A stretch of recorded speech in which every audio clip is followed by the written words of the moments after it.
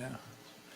Good evening. I have 7:01. I apologize for the slight delay, just some clocks aren't synchronized. So anyway, I'll call the meeting to order, and our first order of business is streets. We'll talk about 45th Street and 53rd Street. And I see Ken Lee from Garver is here. And is Kristen going to help you out with this presentation, or are you doing it by yourself, or I'm what's that? all on my own. Oh, you're on your own. Okay. So I did bring a handout. Just, take one. Good evening. Ken Lee from Garver, here to give an update on 53rd Street and 45th Street right now. So let me shift this here. So I'm going to start out with starting about 53rd and Woodlawn, or 53rd from Oliver to Woodlawn, give you an update on the status of the project, where things are at, and I'll have a chance for you to ask questions about that project before I move on and talk about 45th Street. So the handout there will come into play a little bit later. So just for starters, we've turned in 100% not for construction plans a little while back. The 10-foot bike path, as we've previously discussed, has been removed from the project and will be installed by a separate KDOT project now. The plan is scheduled to go out to bid this month with the projected bid date right now. I've got it at December 20th is what I'm projecting. And then work to begin by March 2024. I've had at least one contractor reach out to me and say that if possible, they were wondering if the schedule would allow, would they be allowed to start sooner? And I said that, yes, the city would be interested in allowing that. So I did have one contractor express interest in that already. Our plan is to have it completed by fall 2024. I'm currently projecting 120 working days based on conversations with contractors. One of them said he could get it done in 100, but I'd rather try and be realistic. So we're going to say 120 working days is what we're proposing. Ann and I are going to get together before that we put these out to bid and discuss that a little bit more, and also adding in some milestone dates to control the project schedule more, because one of the issues we've had with the other project is a little bit of mayhem on when stuff's going on. So we want to add some contractual requirements in there. And like one of the ones that I'm envisioning right now is the work at the 53rd and Woodlawn intersection not being allowed except for during the summer when school's out. So we're not causing problems for the school. Is one of the milestones that we'd want to do, is the phase of work that impacts that east end of the project. We'd like to have that over the summertime to minimize impact on the schools. So we're looking at things like that on the project as we get close to the finish line on it. Our current cost estimate for the project, including contingencies, is $1.97 million. That's the actual construction cost is probably more like 1.75, but we've got contingencies in there just to cover our bases on it. I will say that the asphalt removal that was done by Bergkamp a short while back, based on our estimate, what we've seen on other projects, by having them come in and rip that in and then mix it into the subgrade, saved the city about $50,000. So that was a good move as far as we can see from a financial standpoint. I think that was a good choice. And I know that some folks have complained about the dust, but I think it cured the pothole situation and got people from switching from one side of the road to the other. And it's going to save the city a fair amount of cash too. And that's a conservative estimate. It's at least $50,000. One thing that I do want to kind of discuss with you a little bit tonight is including a concrete pavement ad alternate based on the geotechnical report. So that's one of the things that I'll be looking for some feedback when we get towards the finish line of the discussion on this part of it. And that right there, that's just one of our plan sheets there as far as an excerpt from the plans. Utility coordination, we're still working on the getting one final piece of property acquired.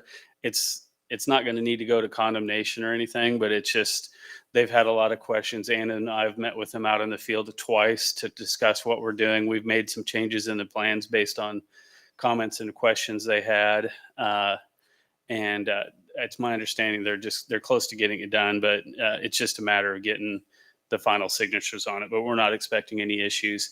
You can see listed up there that there's a handful of relocations that are in progress. The Evergy part is done. Cox, I think, is done. AT&T is supposed to be done by the end of this month. Lumen was waiting until the last piece of right of way was acquired before they get started. And then I guess that's it as far as those go. Lumen is a fiber optic, so high speed internet type thing. No, they're a different service. We do have a geotechnical report on the project, and there was 10 bores performed by GSI, and there was no groundwater encountered on any of the bores in the project. I will tell you that they put a big, giant, fat disclaimer, and I can give you a copy of the report if you'd like, where they stated that the city of Bel Aire, the area we are in, is prone to having perched water tables, and that the fact that they didn't find any groundwater in the 10 spots doesn't guarantee there's no groundwater on the project. So there may be reasons why they put that disclaimer in there. So as such, if we run into a situation during construction where there's wet soils or evidence of groundwater, we're going to do some additional geotechnical testing and such. So 10 different bores over the course of a mile doesn't seem like very many to me. Is that a typical number, a low number, a high number? How did we arrive at 10 is the right amount there? We just did one every 500 feet, basically, just spaced throughout the project. It's pretty typical. I mean, you kind of run into a certain amount of where do you stop? So I just wondered 10, if there was 10 is more than actually I normally would have on a project. Normally on a project like this, it'd probably be more like 5. Okay. But we did go ahead and go with 10. It was they gave us a decent price on it, so we went ahead and went with 10 on it. But they didn't run into any groundwater in their bores though, so that's good news on that. But again, they're cognizant, and we're cognizant of other issues.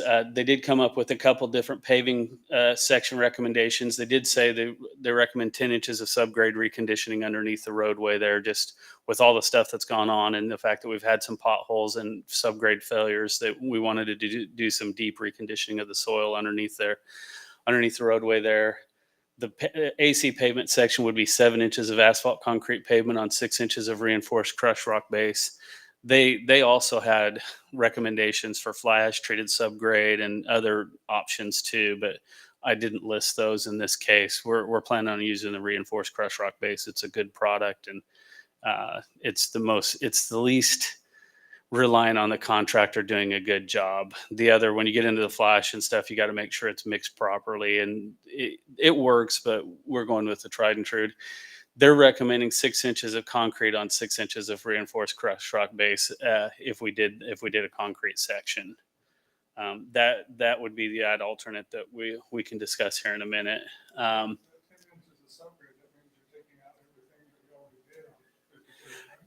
Well, they're scarifying and recompacting it. We're not taking it out. We're just they basically what they want to do is just rip it down to 10 inches deep, work it over, moisture condition it, and recompact it.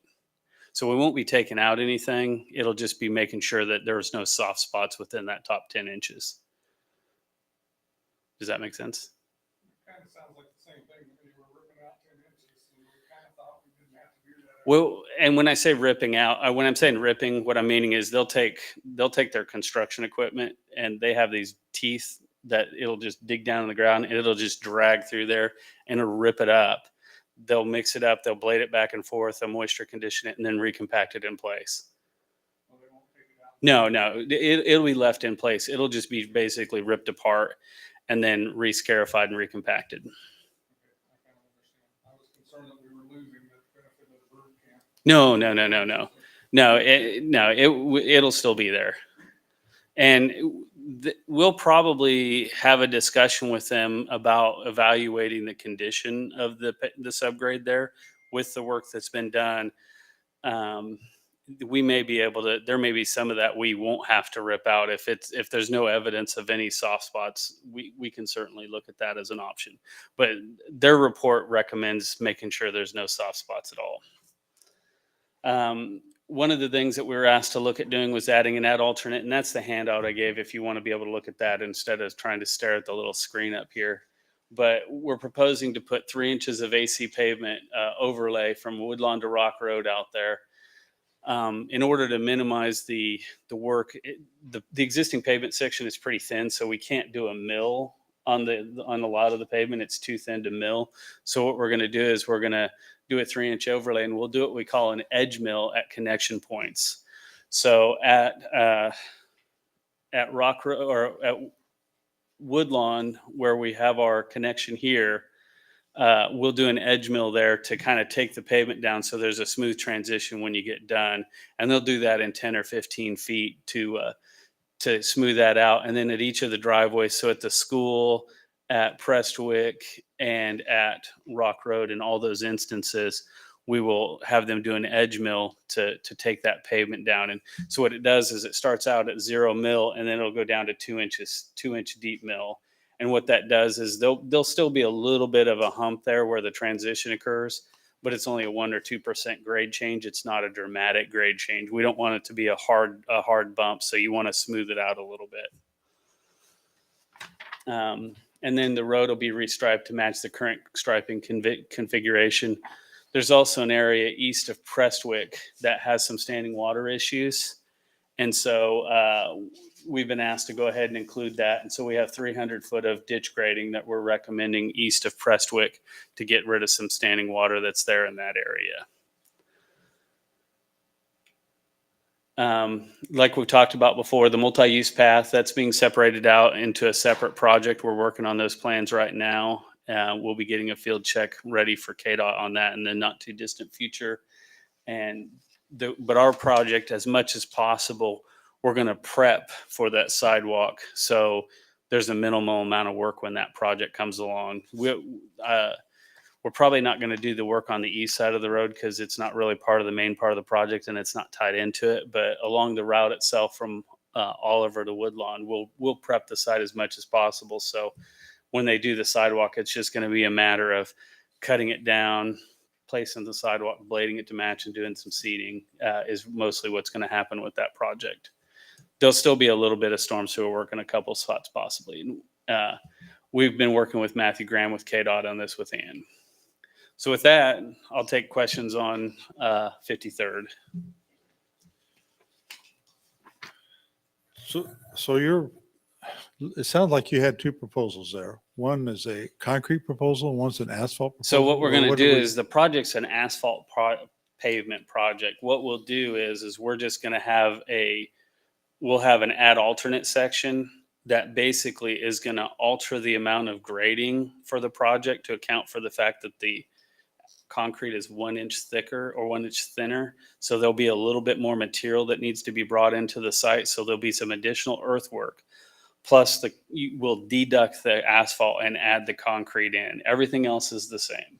So the road surface is concrete with that option? With that option, it would be a concrete road surface. And we don't have to do that, but it's an option. And that's what we wanted to do, is to see, is that something you want to include in the plans? Right. As an option would be to do it. Basically just get a price for both. So when we get the bids, there'll be an asphalt price and a concrete price, and we can pick between those. Is that what the add alternate is? That was the idea. If we were to do that, would be to give you that option. And you don't have to do it, but does it cost us extra to have the information on what it would cost?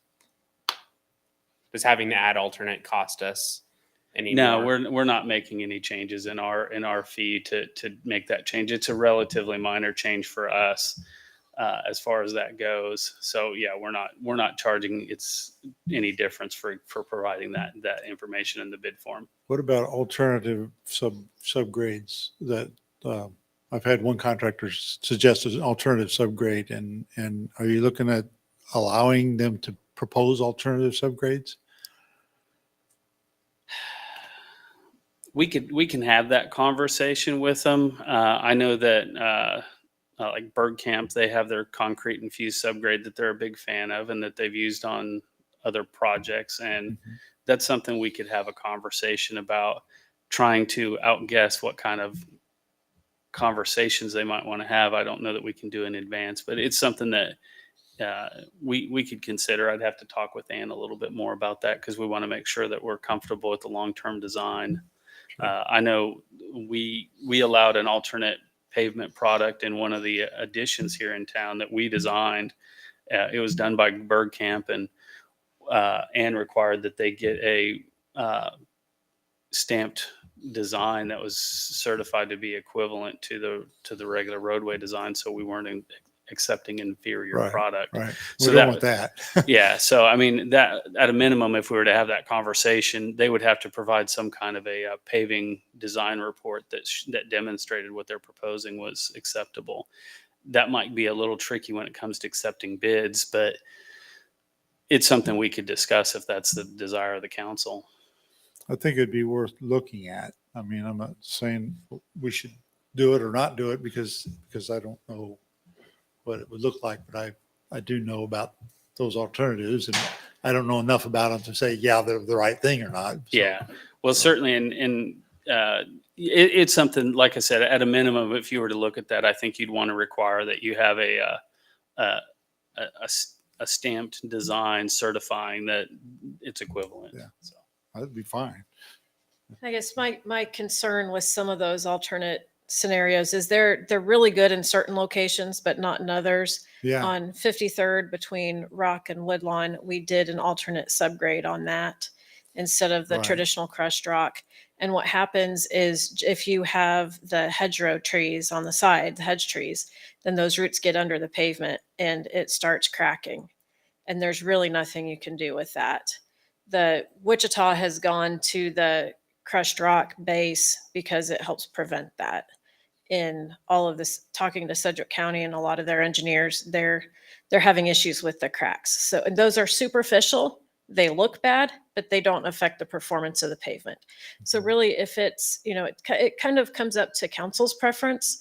If council is more interested in the look of the pavement and not having all the cracks, we could definitely look into those alternate methods. If council does not want to have the look of the pavement with all the cracks in it, like we have on 53rd right now, then it'd be my opinion that we would not pursue that. So it's really coming up to you guys and your thoughts. They can definitely perform the same as far as hardness and long-term durability.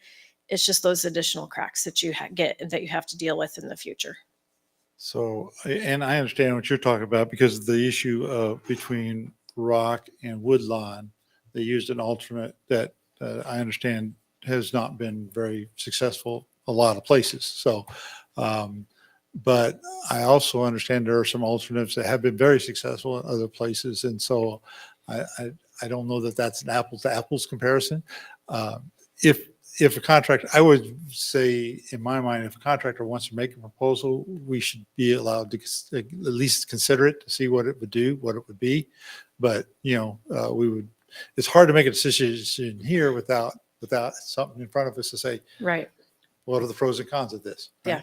Well, and from a bid perspective, if everyone's not kind of bidding on the exact same thing, it's kind of hard to compare bids. If you have contractor one bidding product A and contractor two bidding product B, then you're not comparing apples to apples. And so in my mind, that should probably be a conversation that comes after somebody's selected. If they then want to say, hey, I have a proposal of a subgrade that I think would perform better for you based on these conditions, I think that would be the time to have the conversation in my mind. That or have them all bid a base bid and then give alternates. Like you're asking for a concrete alternate, you can ask for a different subgrade alternate so you have the pricing for Yeah. the alternates. That's But kind of, that was the direction I that was was the way thinking I'm about. thinking too. But are you worried if you put out an alternate, we'll get like a shotgun of options and like then who makes the decision? We're not the experts. Are you going to make a recommendation? I'm kind of worried about opening the can too much. Like we have proven designs. Like why would we go too far from what we know works? And that would be my concern, is just the difficulty of when you start doing that, evaluating what the best option is, and then also the liability if there is an issue, who's taking on the responsibility if there's a problem down the road. And so that would be the other concern. I would say that the geotechnical report does have alternate subgrade treatments that are available. One thing we could do is we could say at the contractor's discretion, they could substitute and do any of those treatments at their own discretion. We could have a conversation like that. But as far as just opening up to whatever somebody wants to bring in, I think it does become a little bit more of a challenge. Yeah, so we got to keep it more to the geotech options and. Yeah, that's where I would be inclined to recommend. Are we on. going to get a warranty on this, unlike Woodlawn, because it's being paid differently? We can do normally on city projects that aren't involved KDOT, we normally have a 2-year performance bond that's in place that guarantees to work for 2 years. I think we should have it in this case. Well, especially if we accept an alternate material, I think Right. we should have a good warranty on it. that Yeah. they'll Stand So by. that would be typical. So I know it depends on the material, but what percentage of savings would you even be looking at roughly as opposed to going with tried and true versus some of these other things? minimal. Okay. Yeah, I mean, the sad thing on these projects, when you look at the crust rock subgrade price, it's really not that big of a percentage of the overall project. So For like It's- 10%. how much? For like 10% of the total, maybe 15. Maybe. Yeah. Yeah, it's not significant. So you're not going to look at a huge cost savings to go with an alternative. And so my recommendation on that is I would prefer to focus on asphalt versus concrete. And if we get to something else like that, it could be more of a negotiation with the low bidder at that point. That's what I'd recommend on that.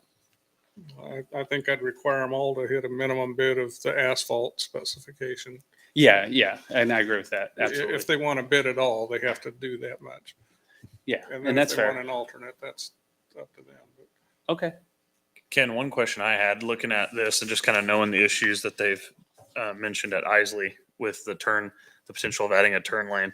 Is there any opportunity with taking that option to realign geometry and restripe it so that there is one through lane westbound and essentially one through lane would be eastbound, and then you'd use the existing lane that's eastbound as a turn lane? Is there any chance or opportunity to kind of consider that? I'd have to look at that a little bit more before answering that. Off the top of my head, the one thing we are doing with our project is we are realigning the weather side to line up better in the first place. So I think maybe some of the concerns that are currently out there will be alleviated just by virtue of that. Gotcha. So would you agree with that, Ann? Yeah, Tyler, are you asking for a right turn lane or a left turn lane? Yeah, so in this case, you would be shifting the geometry north to allow the current eastbound lane to be a turn lane. And you would make it a Right. one lane through with a right and left turn lane, no dedicated left turn. So you're thinking a right turn lane and a left turn lane? Right. Okay, currently we do have a left turn lane Right. on Yeah. In the going center. west and we're adding one going east.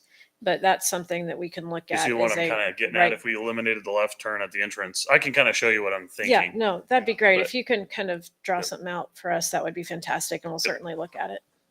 Sounds So good. one time, Police Chief Atterbury said something about putting a lane there for Isley, so that when they're lined up there to pick up kids in the evening, they would be off the through lane, which right now, I guess they block that through lane while they're waiting to pick up kids. Yeah, That's actually what I'm talking about. We wouldn't be adding a lane. We'd be shifting everything and eliminating one left turn for the right turn. I'll show them a sketch. I can show you Okay, too. okay. yeah, that's we cool. can look at that and this is, you're talking about the entrance east of Woodlawn then is the entrance you're Yep. talking about? Yeah, it would be actually between Woodlawn and that entrance. Okay. Yeah, we can look at that. I mean, that is a very, very long left turn bay. I know every time I drive west on that, I'm like, this is way too early to be turning left already. So it is a very long turn bay. So there may be an opportunity to do a shift and be able to adjust the striping on that. So we can have a conversation about that. So it sounds like the consensus is you would like to have the asphalt based bid and a concrete add alternate there. Okay. Any other questions on this before I move on to 45th? Okay, we'll talk So about. you're going to go on and put this out for bid then? Or you? Well, yeah, we still we're still Ann and I are going to actually walk the project. Our plan is Thursday afternoon to do a walkthrough on the project. Look for anything. I'm trying to get one of my construction services people to be there to walk along with us.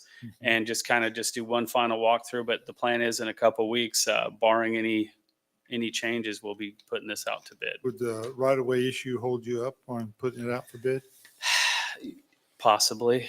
The other thing we could have a conversation on that about is just, delaying start date until that's been approved. But um, uh, I believe the right of way is imminent, but that's certainly something we can talk about. It could potentially delay it. But the good thing is, with our schedule we're projecting, even if we did end up delaying it a few weeks, it's not going to really delay the overall project. We still believe it'll be able to be finished next year. I'd really rather not delay, Yeah. waiting for the right of way, but I don't want to start construction till that right of way is cleared, because No, that's absolutely. huge to say. Yeah, no, absolutely. Yeah. So we certainly wouldn't start any work before the right of way Right. is in place for sure. Okay. So, but we're not projecting at this point. I would be surprised if we started any work before February 1st, regardless of anything else, just because of the time it takes to get everything in place and moving. But so there's still quite a bit of time to get that right away resolved. And to this point, I mean, like I said, we haven't gotten any. All the feedback's been good. It's just at the east end where the east end of the project, they're concerned about water coming off of our project and going into the field. So we had to redesign the ditch a little deeper. And then we also added some extra dirt. We're putting a berm along the property line there just to ensure that water doesn't come off of our project and onto their site. Okay. So I think we've got other questions resolved. It's just a matter of getting it done now. So jumping over to 45th, as we discussed previously, we've been working on the preliminary plans east of Glendale, and Glendale is just east of Oliver. We've been working on the design there, getting our the grading all set up, the storm sewer all designed, breaking out sheets, that type of thing. So we're working on that with the plan that once we get the traffic study and everything complete, we'll be able to have the final meetings on that and have quick resolution to get field check plans done as quickly as possible. We did the traffic counts last week. You guys, if you're paying attention, you might have seen the cameras out there set up at a bunch of the intersections. We actually have a Garver traffic team member out there today. When I was coming home from work, he was sitting at 45th and Oliver counting cars. And we do that just to make sure to kind of field verify the counts. Don't just trust the numbers that the traffic counts throw out at you.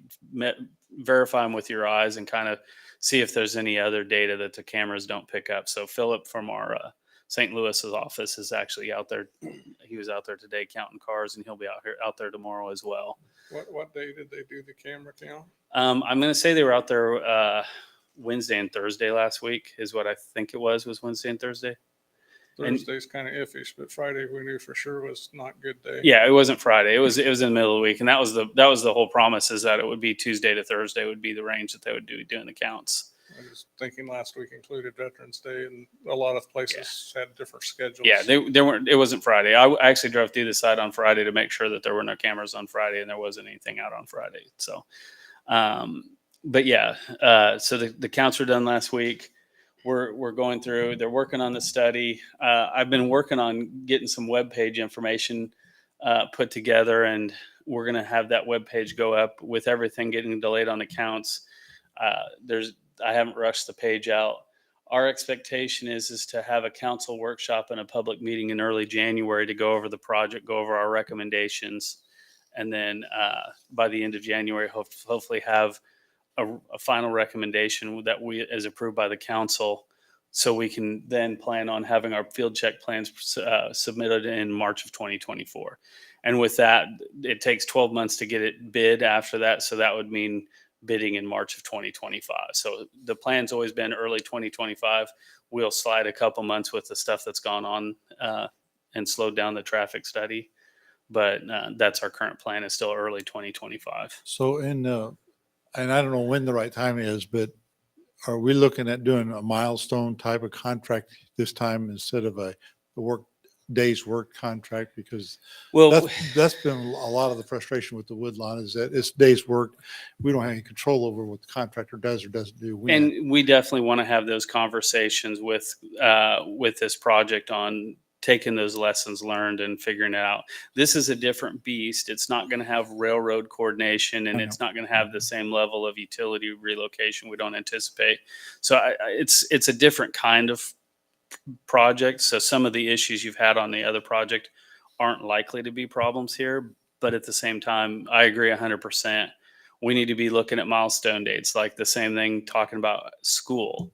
What work do we want to get done during the summer when Sunrise is closed, where they're not a full blown operating as a school? We'll want to look at things like that we can do Right. to minimize the impact on the stakeholders, as well as if there's ways to be more efficient. Mhm. So, project costs, our current construction costs that I put together was 11.4 million. That is a very early estimate. I don't have the traffic study. I don't know what's happening at the west end. So that number is just our initial number. WAMPO, the budgeted construction cost by WAMPO is 12.58 million. And that's, of course, that's bumped up a little bit just to cover for inflation and those type of things. And it's good. Bel Aire's estimated match at this time is 2.52 million. One of the questions that Ty asked me is if we were to go ahead and just take 45th, forget about doing it as a curb and gutter street, if we just did an asphalt mat, what would the cost be? And it's difficult to really project that exactly, but just based on what we're seeing on 53rd, we would guess in the $2.5 to $3 million range to do that. It's got a couple bigger boxes on it, and so that would probably drive your cost up a little bit, but you'd probably be in that range if you were to do that. Is that for a mill and an overlay, or like That rebuilding the road? That would be rebuilding the road, widening it out to 20, doing the same kind of thing we were doing on 53rd, where we're widening it out to provide the wider pavement and shoulders and that kind of thing. If you do a mill and overlay, I mean, it's going to be a lot less, but I didn't put together a cost on that. It would be significantly less. The question there is the road is starting to age. A mill and overlay, thinning it out and putting asphalt over the top of it, diminished benefits compared to replacement. But Ty asked me if we did to 45th, what we did to 53rd, what would the cost be? So that's our estimate on that. Okay, but what if we just took it down to the rock base and put new asphalt on? The base should still be good, shouldn't it? Is there some reason not to do that? If we were, Well, I mean, usually there's when you- always different options on stuff. I Usually- didn't put together a cost just for that. usually when you talk mill and overlay, you're not talking about taking all the asphalt off, right? No, normally it's a 2-inch And mill. What would it be to take all the asphalt off so that we got rid of the bad asphalt and then put a new, whatever, 5 or 6 inches of asphalt on top? I believe, if I remember right on my estimate, let me look at something here real quick. Ken, wouldn't you say that it's really tough to? Can we wait until Ms. Yeah. Hamburg also has a question? Let her ask her question. Okay. After he answers his. So Okay. I have right now, I have $988,000 budgeted for asphalt on the project. So if you were to rip it down and take it back, it'd probably be 1.3 million by the time you cut, or 1.1, 1.2 million to rip out all the existing asphalt and then put it back in. You'd be a little over $1 million. That's the number I wanted to hear, Okay. what it was. Not that I was looking for 1.3, but for Yeah. what that would. It's a little over $1 million is what it would be. So Thank you. The question I had was back on, you said you don't know what's going on the west end of the project, or you're talking about in terms of if it's gonna be a roundabout? yeah, what that configuration would be, correct. And so, and after we get the traffic study all back, that's when we'll start talking about what makes sense there at Oliver. Correct. Yep, correct.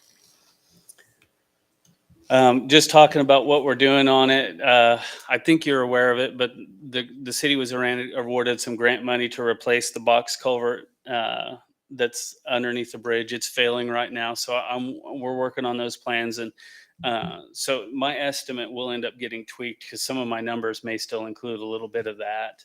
But that part, we've started on the design of that already. The alignment at the east end, as we previously discussed, we've shifted it south to allow that concrete screen wall to be in place. Maria and I, or is it Mariah or Maria? Maria and I are going to be meeting with the HOA on Thursday night to discuss the encroachment agreement on the project. We've already met previously just ourselves to talk about formatting and that kind of thing. And we're meeting with the HOA on Thursday night to discuss the encroachment agreement.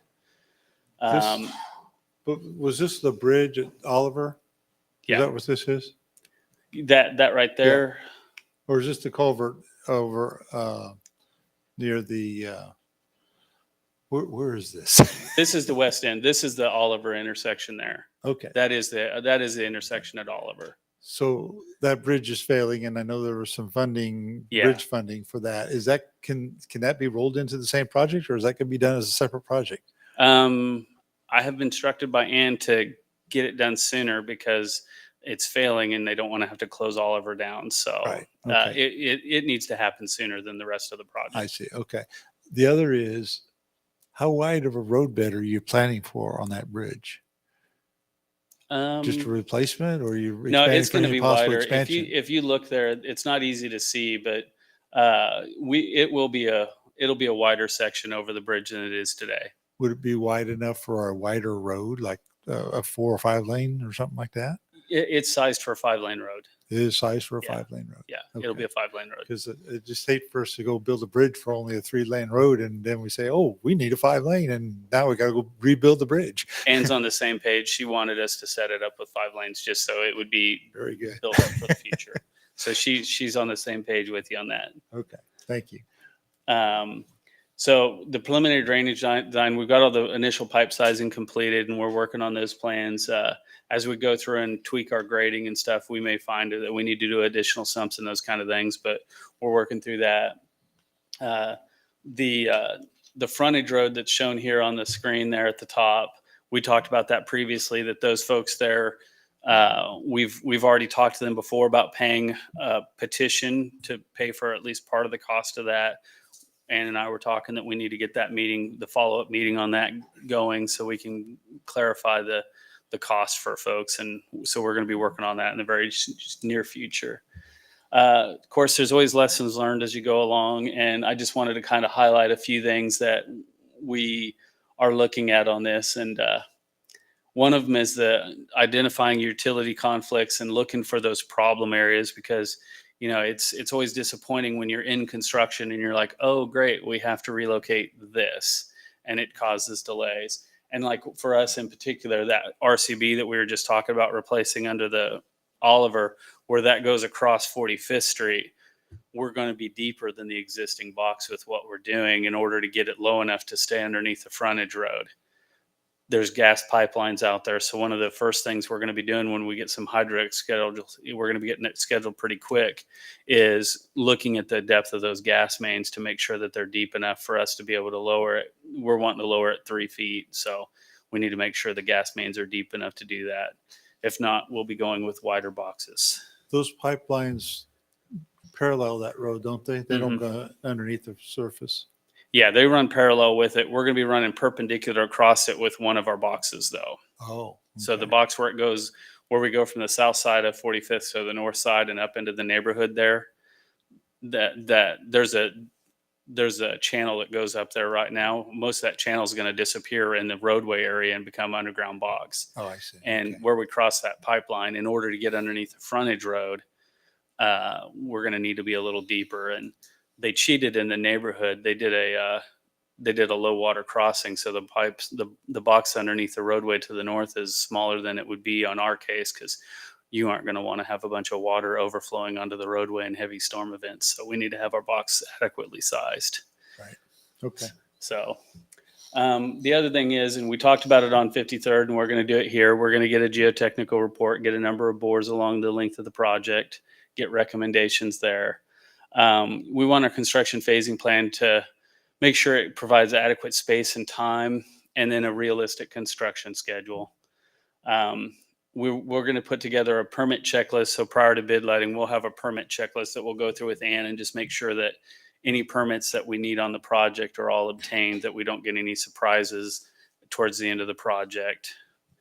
And then also just be mindful of grading at the match locations. We know that we had situations on other projects, and I use the term we in a universal sense, where folks were unhappy with the slopes, where it may be a design slope that you're used to using on a project, but when it's in your front yard, you don't like it. So we'll be mindful of that. And if we have any areas that are steeper in grade, we'll make sure to have conversations about if there need to be changes on it.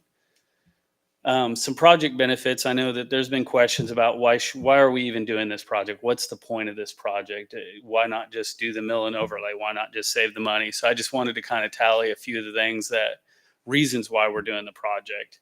And one of them is just the intersection improvements to Oliver. That intersection, if you drive through that, and I drove through it every single day, and I've seen the traffic backed up for a quarter mile or more on the south leg. Coming from the west leg, I've been 15, 20 cars deep in the past at times. So just getting that intersection improved is going to be a huge improvement for the residents of Bel Aire. Just adding a center turn lane and having decel lanes will provide a safer environment for people who are driving on the street. If you need to turn left, you don't have to worry about somebody plowing into you. You don't have to wait for somebody who's turning left, they're getting out of your way or turning right into a neighborhood. Relocating that sunrise signal is going to keep it where when we went with Sunrise, they said that kids jaywalk all the time at the intersection because they don't want to walk over to the signal where it's located today. So relocating that's going to make a safer experience there. A better bike ped experience. I walk my dog and I ride my bike on that sidewalk along 45th, and it's really narrow. It's not good. It may be 5 foot wide, but when I'm riding my bike, I have to ride on the grass or ask somebody to walk on the grass so I can get by. So having a 10-foot multi-use path is going to be a huge improvement for folks using the corridor. And then it'll be a safer route to schools. One of the things we've talked about is building a sidewalk over to Stuckey Middle School. And then just on a day-to-day maintenance kind of thing, maintaining roadside ditches stinks. They're not good. It's a lot better when you have a flatter surface that you can mow more easily, and you don't have to worry about trash and just silt accumulating in ditch bottom. So it'll be better to keep the roadway looking good. So anyway, I just kind of wanted to run through those a little bit, and with that, I'll just take any questions you have on this. So I just want to make a comment because you kind of suggested it about the rear-ending accidents. I went to WAMPO meeting today, and we had a traffic study, 10 years traffic study in Sedgwick County, and they showed that the serious injuries and fatalities were most common, of course, with the T-bone accidents. The second most common is the rear-ending accidents, and that's a 10-year study in Sedgwick County, everybody together. So I think that anything you can do to help reduce those is always a great thing to do. Yeah. So, hey, go on with questions. I had a quick question on, we talked about that hawk signal south of 45th on Oliver. Mm-hmm. And I saw that KDOT has a technology grant out right now to like improve safety and all. Is that something that you guys could help us with, or is that something that you could see working with that hawk signal south of Oliver to get that paid for or partially paid for? It's something we could look at. I know the earlier discussion that we had was that the burden of that signal really fell more on the school district than the city. And mostly because most of the sidewalk goes through the city of Wichita, not the city of Bel Aire as far as that route. So I actually had mentioned to Shane Schumacher with USD 259 about when I'd heard there was some grant funding out there. I did send him an email reminding him of that. And he's Because I busy. didn't know if there was a benefit to us, even though it primarily affects them in Wichita going into Wichita. We jointly applying for it is a better look to have more of a chance at it. It's always beneficial to have more partners.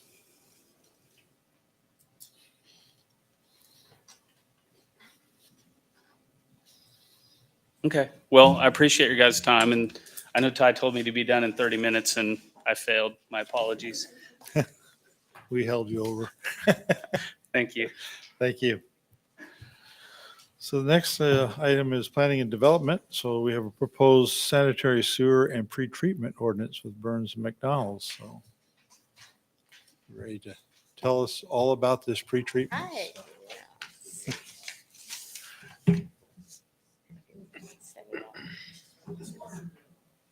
Not that one. That's the other one. There you are. That one. Yeah, perfect. Okay.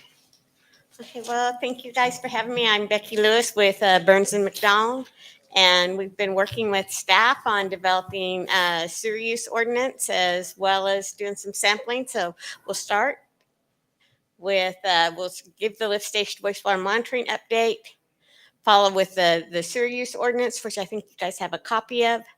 mention a little bit about our industrial waste survey, which is one of the things that KDHE had asked us to do with this sewer use framework, and then discuss any next steps.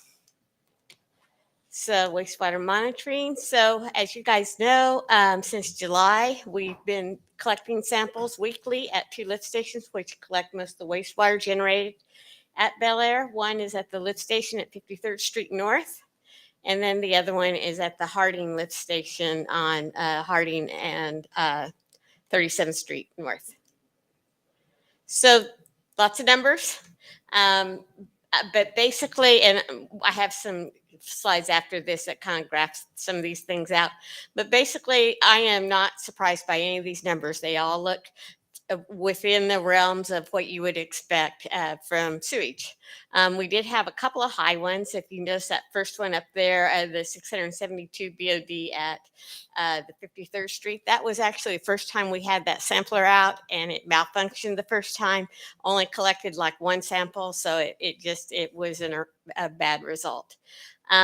In September at the Harding station, we had a contractor install the sampler head that goes down to the wet well, and it's really supposed to be kind of in mid-flow, mid-level of the wet well, and actually they put it right on the dadgum bottom of the wet well that collected all the solids, and so we had really high solids, really high, and all the other constituents, BOD, ammonia, and the nitrogen phosphates were also high during that time, but we do have reasons for those. So the blank spaces I'm waiting still on lab results. They don't have the lab results done at this time. So on the October 17th and the October 31st date.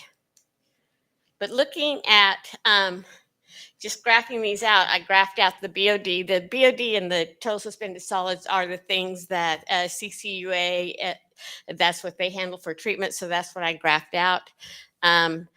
We're looking really good. Like I said, we had the outliers at the Harding station. We actually, the average without the outliers, I put that at, I think that's at 338. That's just maybe the average, what in literature is about 300. So we're a little bit high there, but not much. Current CCUA design parameter is 239. And then the September CCUA average is 256. So why is ours a little bit higher? One thing is where it's being sampled. If you sampling usually takes place in where the water flows through an open vault, a pipe, but we're in a lift station in that wet well. The water kind of stills, and then the solids tend to collect a little bit more. So we probably have just slightly higher than what we normally see in a regular flow of sewage. So I'm not too concerned. When I did look back at some of the design parameters, the original design from both Wilson and MKEC, they designed the new plant that's supposed to be designed is supposed to handle a 300 milligram per liter influent. So the design will be increased for that. So I'm not very concerned about that. The 53rd Street, I think there's a really good success story here is if you look at that August 15th and 16th, that's when staff installed the mixer at a lift station that's upstream over here on Rock Road and 53rd. And that really started impacting the BOD levels. You can see that it's quite a bit, I don't know if I can do this, but it's quite a bit lower after that August 15th. It dropped down significantly, and I'm real pleased with that. And actually, I was honestly kind of surprised. I didn't think it would have that big of an impact. In fact, I talked to the sales rep that sold these, and he says, well, Becky, it's not going to improve that very much, but it has done really good things. So I think staff's buying 3 more and putting them at other different lift stations. So we should see an impact on our BOD levels just by installing these mixers.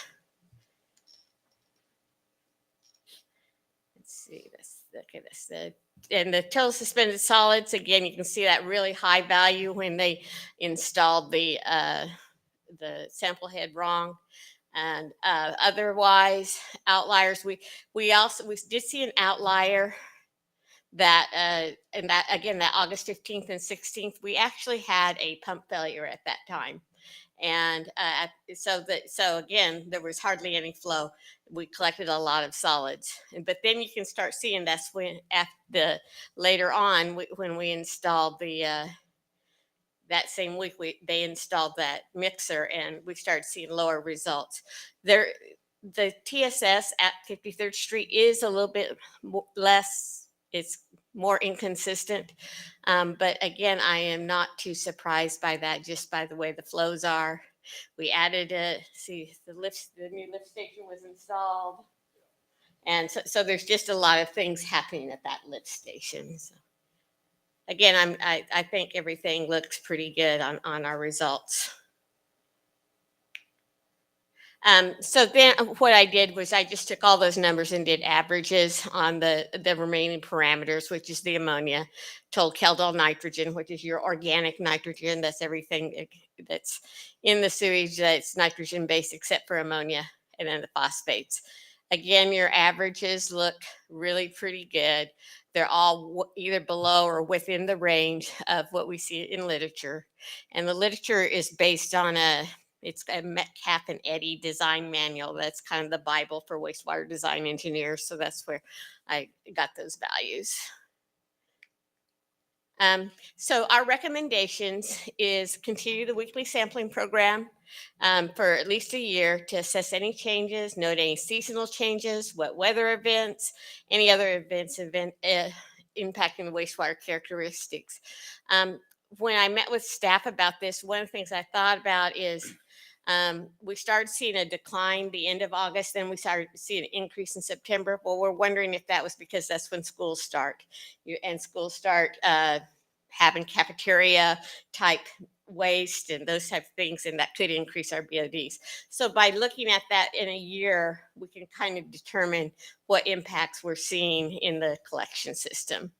And then we would follow up on any non-typical sampling results. So before I move on to the ordinance, is there any questions about the sampling program?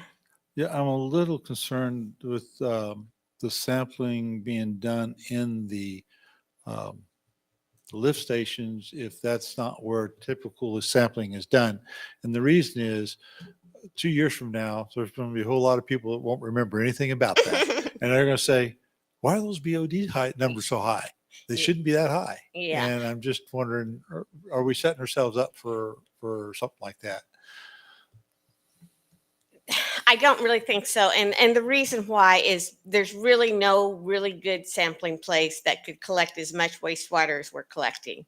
Now, what we could do a year from now is then we'd have a better idea of where we're at, and then we could start moving upstream. Like we could sample downstream of all the schools, or we could sample, downstream of restaurants or something like that. So identify some sources More specific. and do specific sampling. But I think the lift stations that's collecting all the wastewater in Bel Aire, just about, in fact, I think all of it. And so I think that's the best sample, unless you wanted to spend a lot of money putting a sampling location in a manhole or in a flowing pipe. And the thing is, after a lift station, it's a force main. And force mains, you can't just cut a hole in those, No. So there's really no good place except those lift stations to Okay. collect samples. Well, I was just thinking one of those things we kind of have to keep in mind, and I agree as completely. personnel changes and whatever, who's going to remember this, and they're going to say, well, that's still too high. Yeah, But I understand exactly what you're saying. So yeah, that's a kind of a sticky wicket. So yeah, Mr. Mayor. Mr. Becky, would you say that is where most other cities that are doing this are collecting their information from, is lift stations I'd say at least half of them are. or manholes? Yeah. And yeah. also, because it's at the end of the line before the force main, that is sort of the conservative number, right? The conservative approach is this is the highest it would be. Absolutely. It's lower everywhere else. That's a very good point, Ty. Yeah, it will be higher than any other place, really. Just wanted to confirm that. So we're actually being conservative by using those numbers, not Yeah, the other way around. but yeah, it's not always. All I'm saying is we'll know what it means, but in the future, will somebody else know what that means? And that's the concern. Yeah. And And kind of So- as Ty points out, this is really great data as you guys move forward to wastewater plant design, because you'll have these higher numbers and hopefully they'll be taken in consideration. So, Sure. Yeah, I'm not opposed to what we got. It's right. just a little concerned with that one issue. Yeah. Okay. And we've talked a little bit about maybe looking at sources. And I think as we go into this more, we'll talk about that. Maybe looking at the schools or looking at your Catholic care home, things that they can do to lower those values. They can do what we call best management practices. And we'll talk a little bit about that in the ordinance. Okay. So just a background on the ordinance, August 8th, we introduced its components at a workshop, and city staff and Burns and Mac has met through the months of August to September to develop the ordinance, met mostly with Anna and Maria, and then Marty had some good comments, and we've just kind of plowed through this thing, and I think we've come up with a really good document. And we also worked with EPA and KDHE, and they gave us some assistance as well. So these are the components of the ordinance. We have general provisions, sewer use requirements, and then pretreatment of wastewater, notification reporting requirements, right of entry, confidential business information, administration and judicial enforcement remedies, and then the effective date. All of these were not, KDHE did not specifically require. In fact, they don't require administrative and enforcement remedies, but that's something that city felt strongly that we should pursue. So that our working again with Maria and Ann, we came up with a fairly detailed enforcement remedies. The only things really that KDHE wanted us to do is some general sewer use requirements, and then pretreatment of the wastewater. And but we added a lot more, and I think it's really comprehensive and it's very good. So the first is general provisions. That's in the first part of your ordinance. We discuss the purpose and policy. We discuss administration. Basically, the main administrator of this ordinance will be the city engineer and his or her delegated city employees. But there is throughout the ordinance, there's reasons for the city manager to be involved, as well as mayor and council. Then we talked about abbreviations, wastewater, EPA, they're famous for acronyms, so there's a lot of them. And then the definitions. And stop me if you guys have any questions through this. Section 2 is the prohibited discharge standards. The first 8 components of those prohibitions is required by EPA.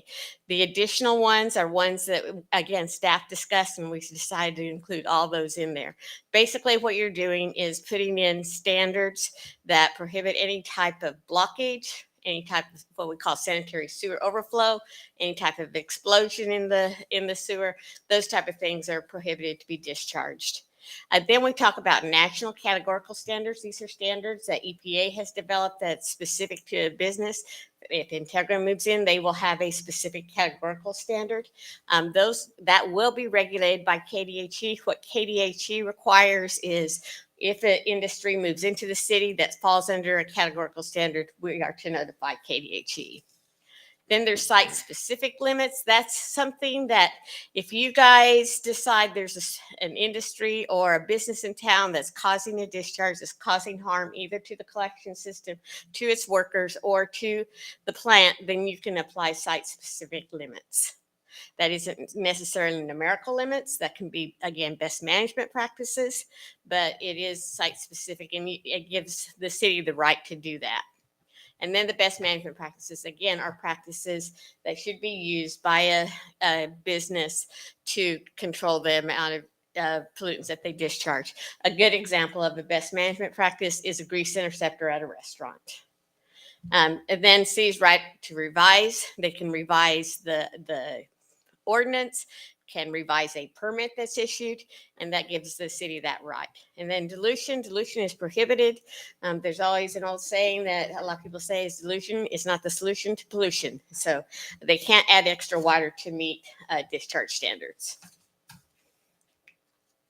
Section 3 is pretreatment of wastewater. In other words, if they have wastewater that needs to be pretreated, they have to put the business at their expense has to put in a facility.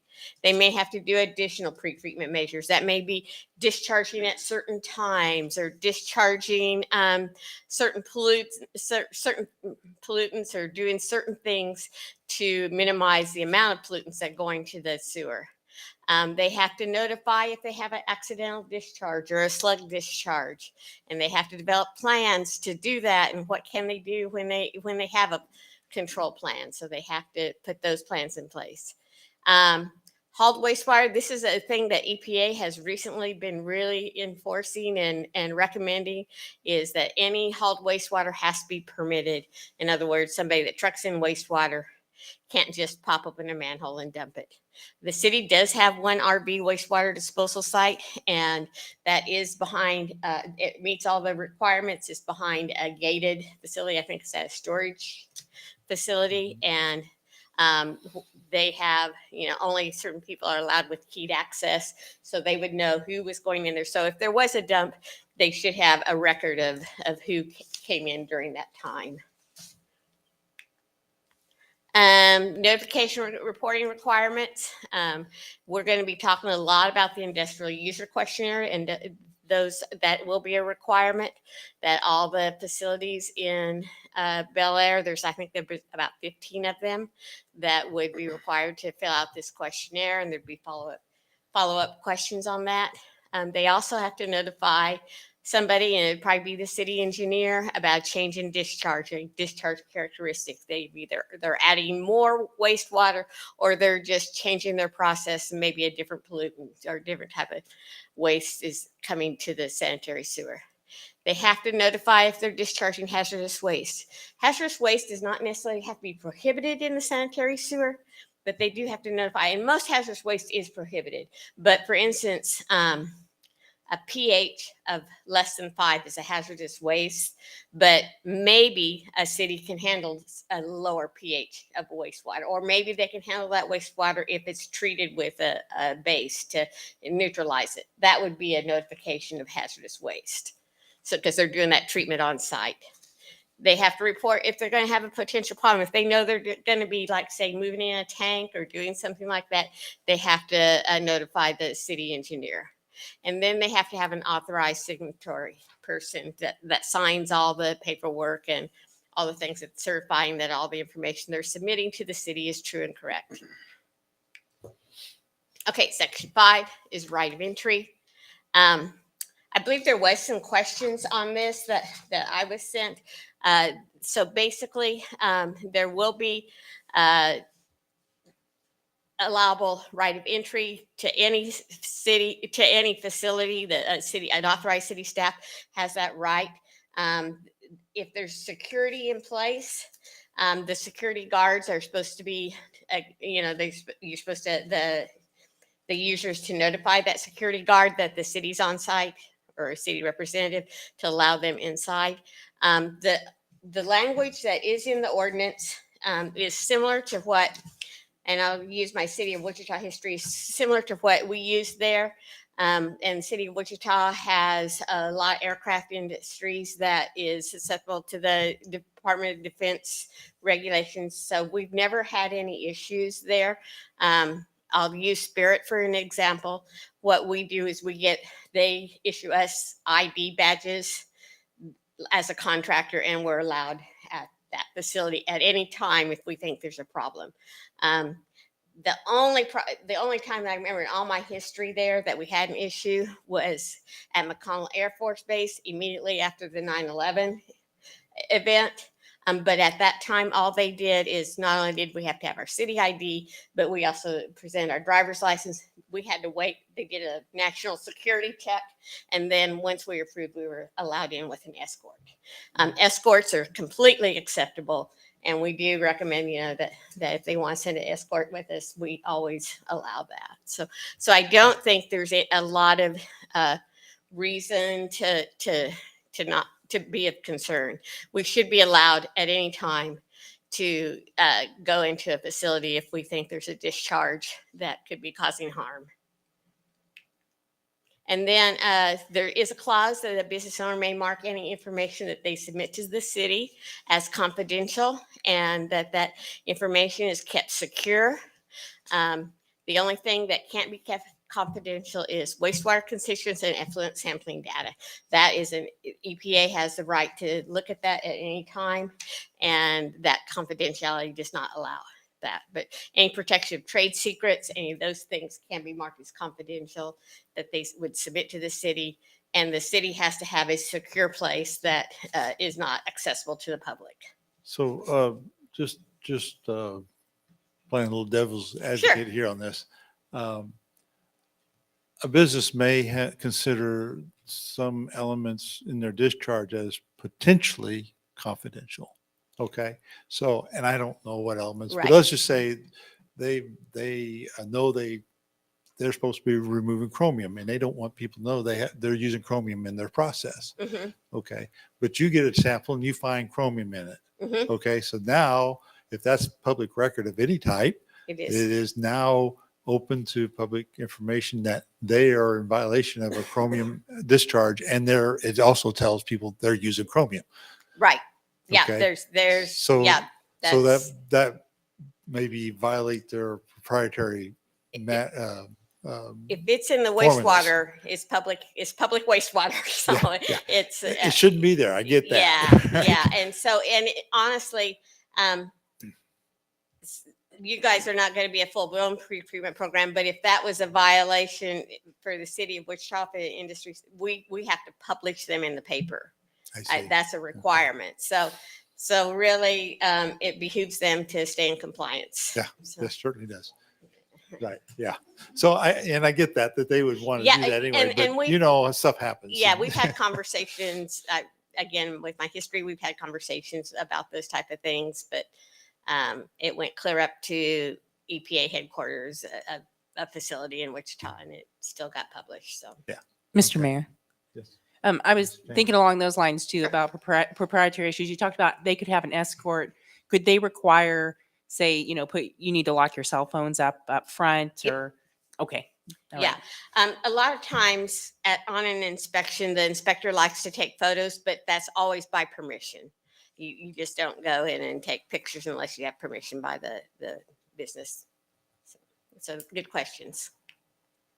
Okay, so then we go to enforcement remedies. And again, we sat down and went through all these with Maria. And the first one is notification violation. Basically, they violated, kind of like a speeding ticket. You tell them that they've gone over. And then it's up to the utility if they want to assess a penalty, a monetary penalty.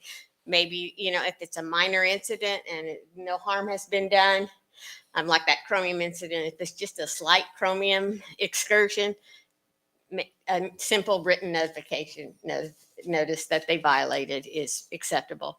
If they continue to violate, it should go to either a consent order or an administrative order. Consent is both parties agree to comply. They agree to follow the steps to get to compliance. Administrative is completely from the city, and they say you will do this. Suspension of service, that's typically suspension of water service. It's very difficult to suspend sewer service. So usually that means that you're shutting their water off. Show cause hearing, so the industry has the right to show cause why these penalties don't apply. That they would write a letter to the city engineer. The city engineer would schedule a show cause hearing. I believe we have, and I don't have it in front of me, but we do have a hearing board that we've set up that would include somebody from the utilities administrative board. Is that right? And then as well as the city engineer and several other folks that with the city that they would be able to show cause, and as long as it's reasonable, it could be then the violation could be removed. Compliance orders, just milestone events to how to comply with to get back into compliance. Cease and desist is if they're doing a certain activity at their industry that's causing an issue, you don't have to tell them that they have to completely shut down, but they would have to cease and desist that certain activity. That could be one portion of their process that they would have to cease and desist. And then we have the ability to administratively fine, which is very encouraged by EPA. That gives you the ability to issue a fine without going through the court system.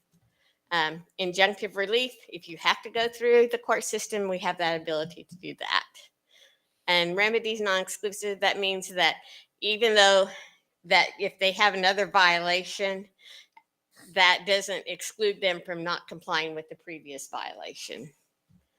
Water supply severance, which is kind of similar to the suspension of service. Basically, it just says that you have the ability to shut off the industry's water supply. And then prohibited discharge standards is again, you'll have 24 prohibited discharge standards. They must not discharge any of those standards. And so then the last. As I read through section 7, you put a lot of burden on her shoulders. She volunteered. She volunteered for all that. Yeah, but she only No. has, she's just one person. Yeah, mean, she's I good, but understand. she doesn't Yeah. walk on water yet. Yeah, and no, it's. Yeah. No, there is a lot, and it is a lot on a person.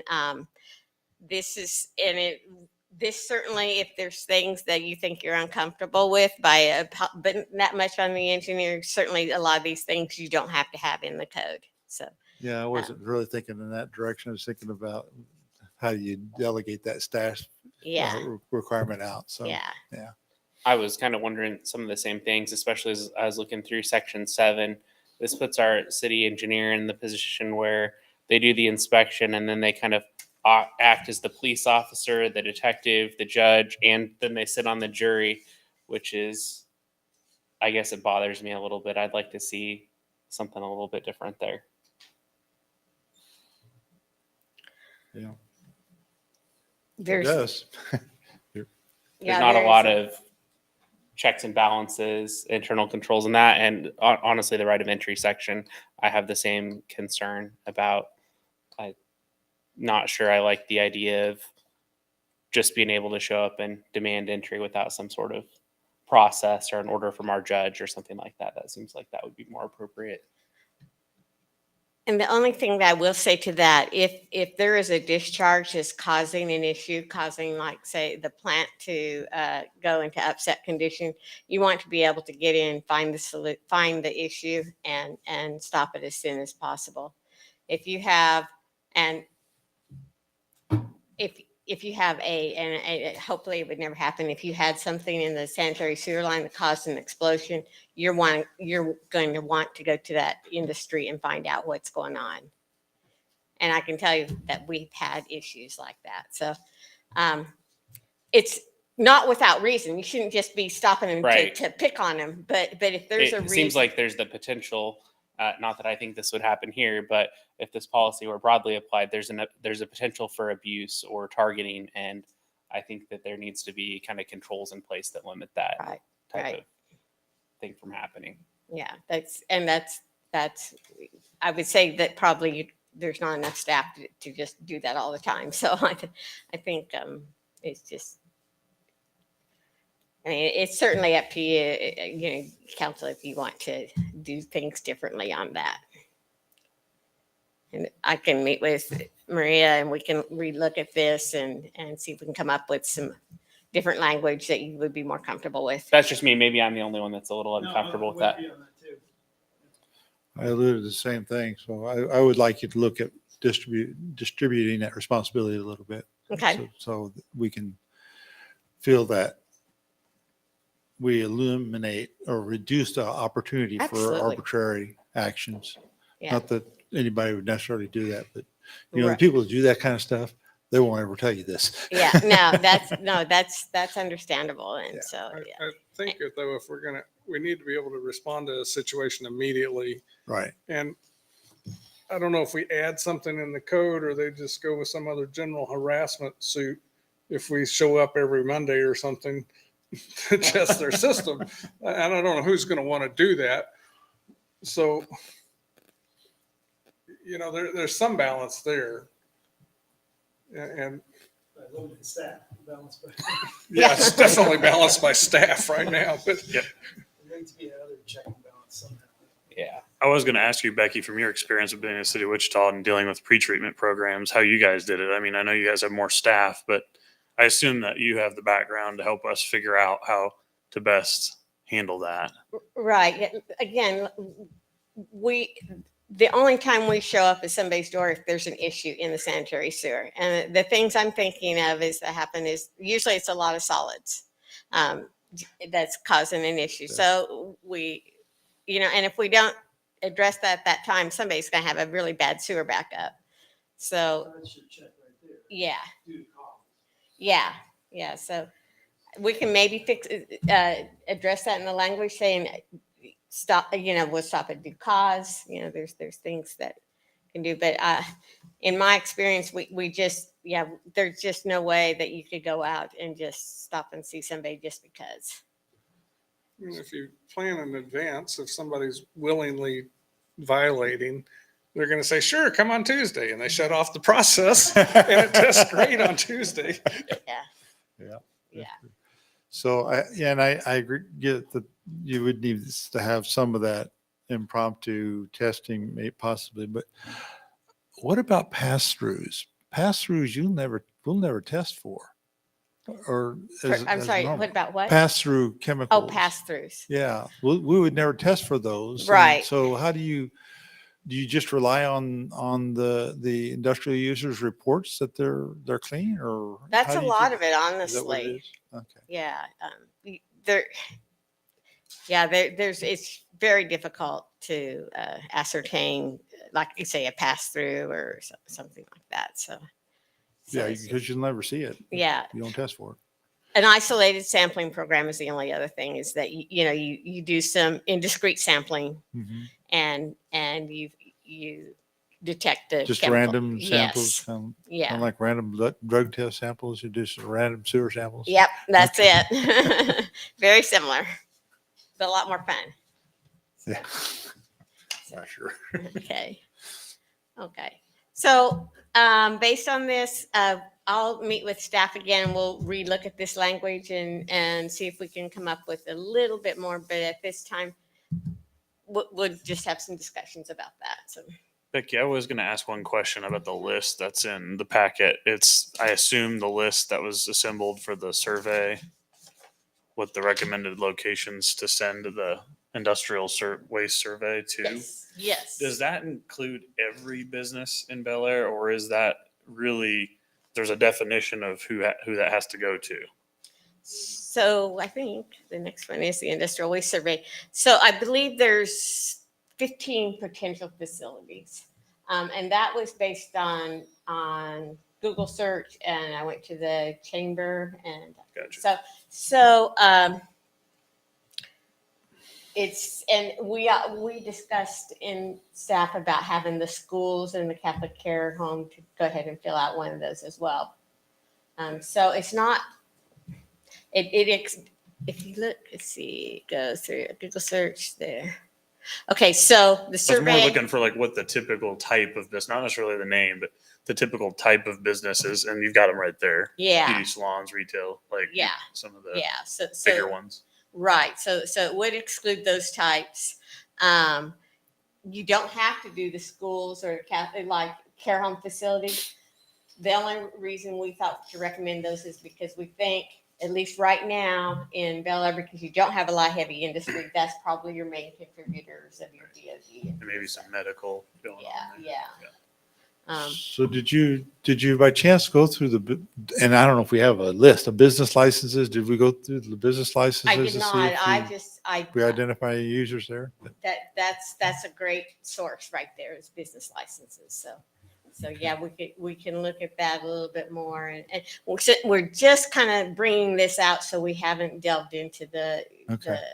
I came up with some suggested facilities, but at this point in time, looking at the business license is a great idea. So in fact, I think Mr. Mayor. Ms. Hamburg. I just had two questions. Back in 2021, what prompted KDHE to request that those surveys be sent out? they were just going through, and EPA had required small cities to do this, so it was no reason for Bel Aire. I think they sent it to all smaller cities that did not have pretreatment programs. In fact, we had to redo in Wichita, we had to redo our industrial waste survey. We had done one many years before and we had to go out and redo it again. So I think it was just something that was on their list to do. Did you require that for any new businesses as well? Yes, It was a continuing program of getting the Right. survey done. Okay. right.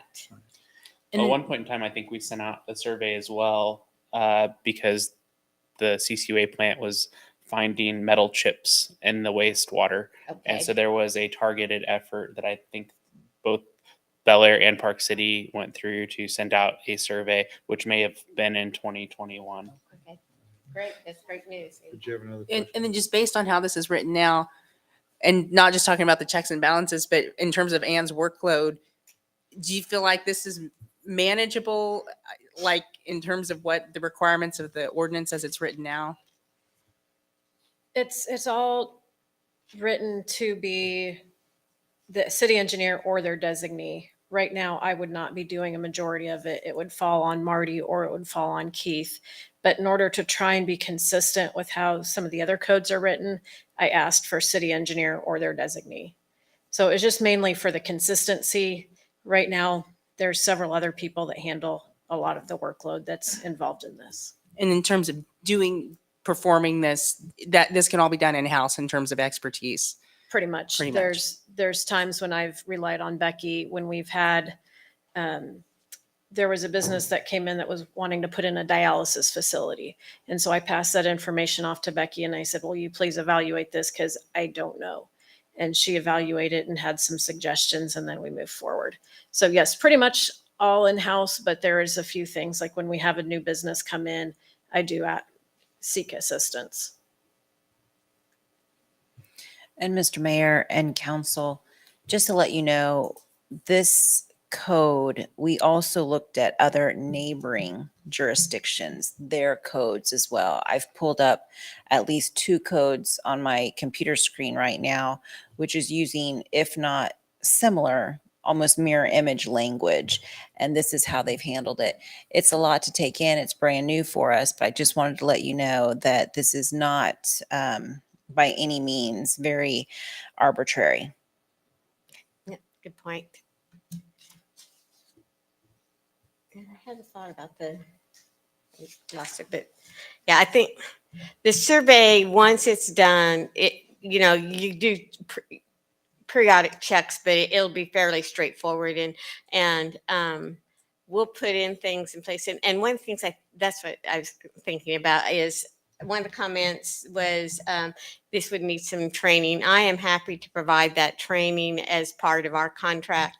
I have done pretreatment training at KDHE. They have an August school. I've done that for several years. So getting staff ready and up to speed with how to do a survey, how to do an inspection, how to collect a sample, those type of things, I'm happy to do. And I think it'll be a good training program for them. These guys have already knocked it out of the park with the sampling. They've got that well underway, and they're doing all that. And, at first, in fact, I can remember Marty when he said, "This looks like a lab." this sampler. But it's very routine for them, and they're able to fill out these complicated chain of custodies, get the samples in to the lab, and we're getting really consistent results. So I have every confidence that these guys can handle it.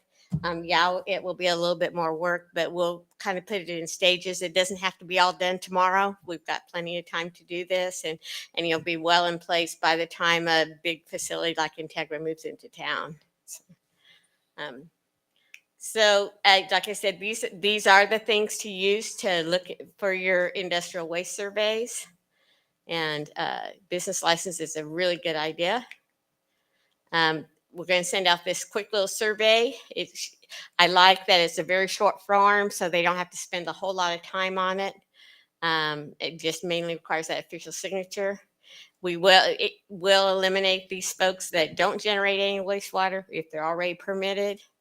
Like the beauty salons, laundries, those type of things don't have to be issued these. And then if they don't have any problematic discharges.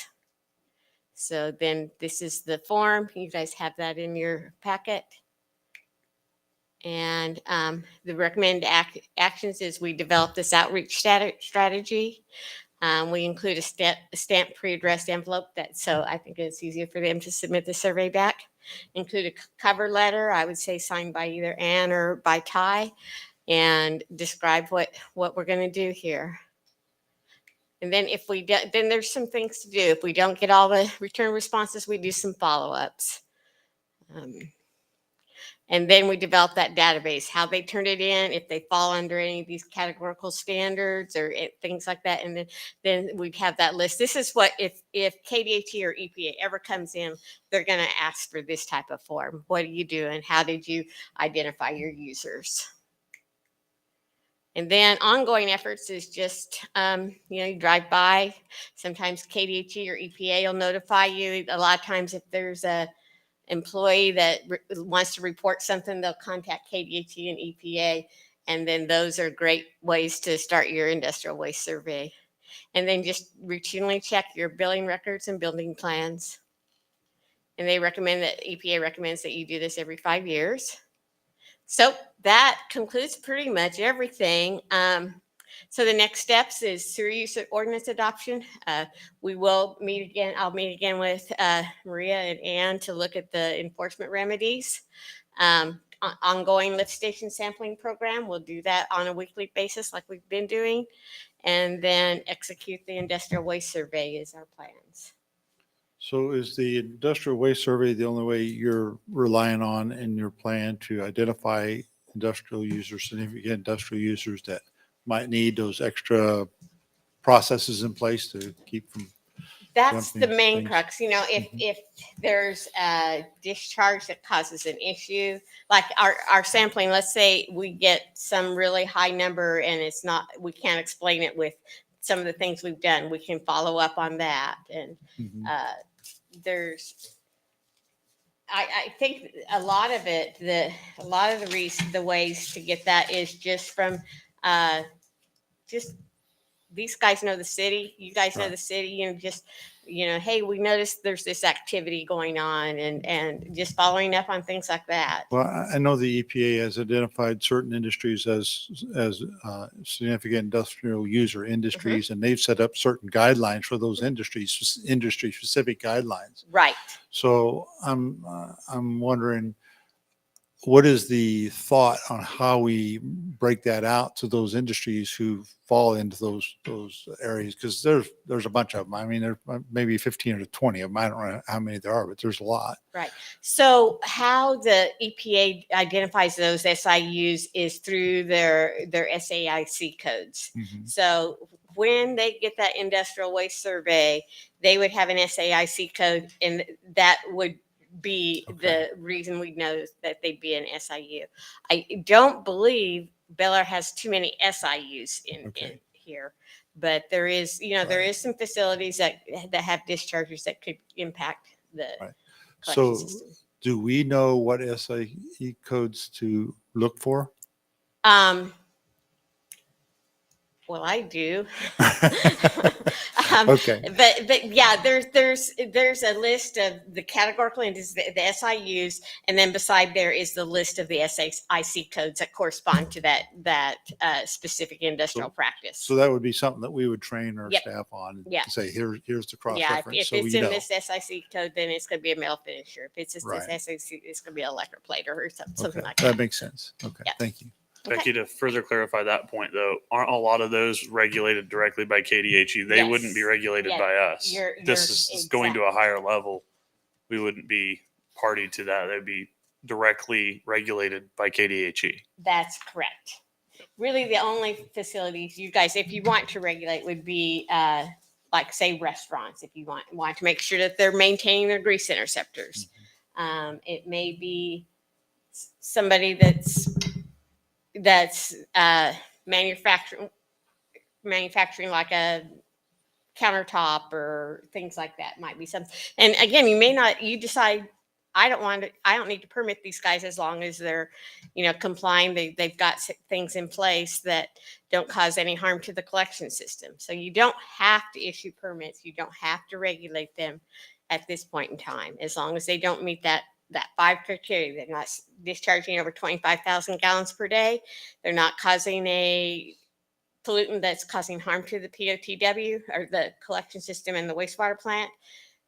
They're not causing any discharge that's causing harm to the workers. And they're not causing anything that causes an explosion. And they're not causing anything that causes a sanitary sewer overflow, a blockage. No more mops. All right.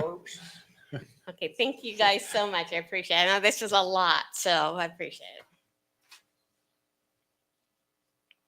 Okay, any more questions for Becky or?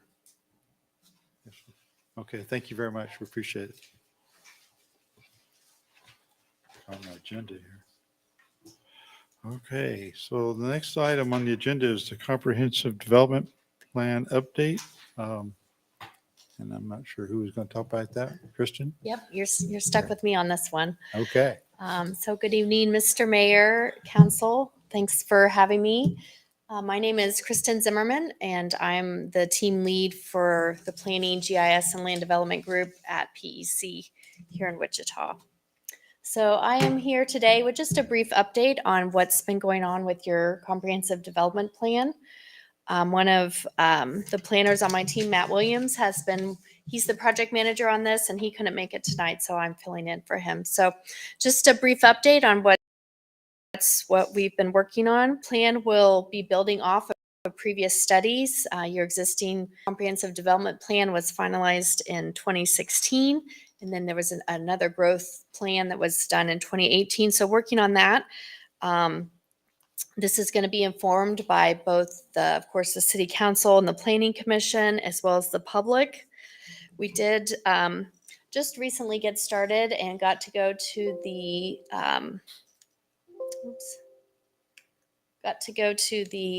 Fall Festival, where we got quite a bit of input. This was one of our first public input opportunities. So lots of great feedback. We asked a few specific things. I did want to show this one on opportunities. So we'd ask the public, what are the challenges you see? What are the opportunities? What do you think for Bel Aire today and Bel Aire in the future? So just wanted to share a few of those themes with you all. Some of the challenges noted was connectivity and sidewalks, public participation, transparency, and growth. Some of the opportunities, and you can see for yourself up here, looking for increased public spaces. So things like dog parks, coffee shops, gathering places, pools and parks, and better access to information through websites. We asked folks what they thought of Bel Aire today. Some of the key themes coming through were safe, friendly, family, and then Bel Aire in the future. Some of those themes were walkable, accepting, more stores, and more things for adults to do. So this was really one of the first steps, is kind of called setting priorities. So we've talked with the public. We will be coming back to this council to get your input on some of these priorities. And then in the meantime, we'll be putting together a community profile, a growth assessment, future land use map, and then a kind of a decision-making framework on making decisions for developments as they come in the future, and then agreeing on these priorities. So our goal with this is that it's really practical and effective, something useful for you to sort of evaluate as growth opportunities come, how well that fits in with this plan. Sorry, am I reading that right? Does that say City Cemetery up there? Yes. That's a diagonal. new one. Interesting. Yes, yes. So yeah, there was some good feedback there. And you probably saw on the slide before, it was a mix of both adults and kids. So sort of interesting, which actually brings us to one of the things I was hoping to get some feedback from you all tonight. So we talked with the general public at the Fall Festival. We also want to talk with what we call stakeholder groups. This would be like 10 sorts of groups or categories of people that you want to hear from as part of the input that will be coming to you on, setting the final direction for this and setting the priorities. So some examples could be, I've already got a couple, like the Chamber of Commerce, the Lions Club. You might be interested in talking with schools, seniors, economic development groups, if there's active constituent groups, homeowners associations, things like that. What about our volunteer committees like the tree board and the utility advisory committee? Yep. I think you have some of their input already, but There's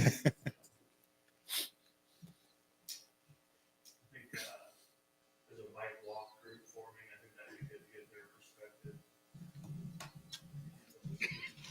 Okay. Anyone else that comes to mind? I mean, I'm assuming police department. Hear from them. That would be good. Yeah, it's really an opportunity to kind of cast a wide net across the community to get some different perspectives. This is kind of the general public, but these stakeholder sessions are a little bit more targeted to folks that have either a common interest or would have a common impact from kind of some of the growth-oriented decisions the city would make. The schools is good, but the public schools as well, the private schools would be good to have the perspective.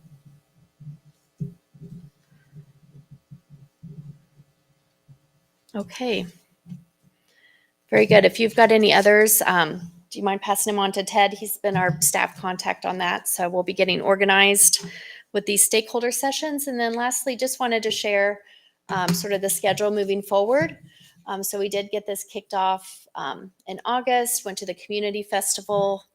Next, we'll be having these stakeholder sessions, council workshop, update to the commission, and then a goal to sort of finalize everything next spring with the plan adoption.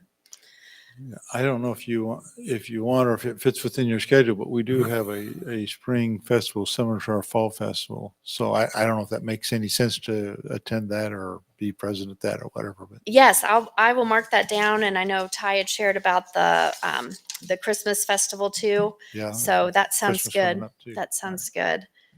It might be a chance to, take kind of what's, if once the kind of the council decides on the priorities, it might be an opportunity to just kind of roll it out to there more of a, this is kind of what we've decided sort of an opportunity. So Mhm.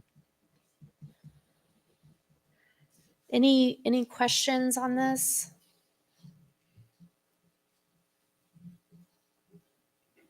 No? Okay. Very good. And then I guess, Your next item. yeah, you want me to just Go go right into ahead. that? It's the revised zoning map. So we need to make sure we have good up-to-date zoning maps. So please enlighten us. Well, you did all the enlightening. This is really just a screenshot of your updated zoning map. So this has accounted for all the changes in zoning that's happened either through annexations or rezoning since the last map was updated. So I can't read the legends. So what's the green? Agriculture. That's ag. Okay. Mhm. Yeah, green is agriculture, kind of shades of red are commercial. So the darker the shade, the more dense the commercial is. Shades of purple is industrial, yellow is residential. And again, the darker, the denser the color, or the darker the color, the more dense the residential is. And then orange is multifamily. So from that map, it looks like we're about to run out of space for residential. It does look like that. Yes. I think that's right. You'd annex more land? No. Somehow, we're gonna keep growing. So yeah, and then you'll see something like this that will come out of this comprehensive development plan update that we talked about. It's like a future land use map. So it won't be quite as geographically detailed as this is. Each individual parcel has its own zoning.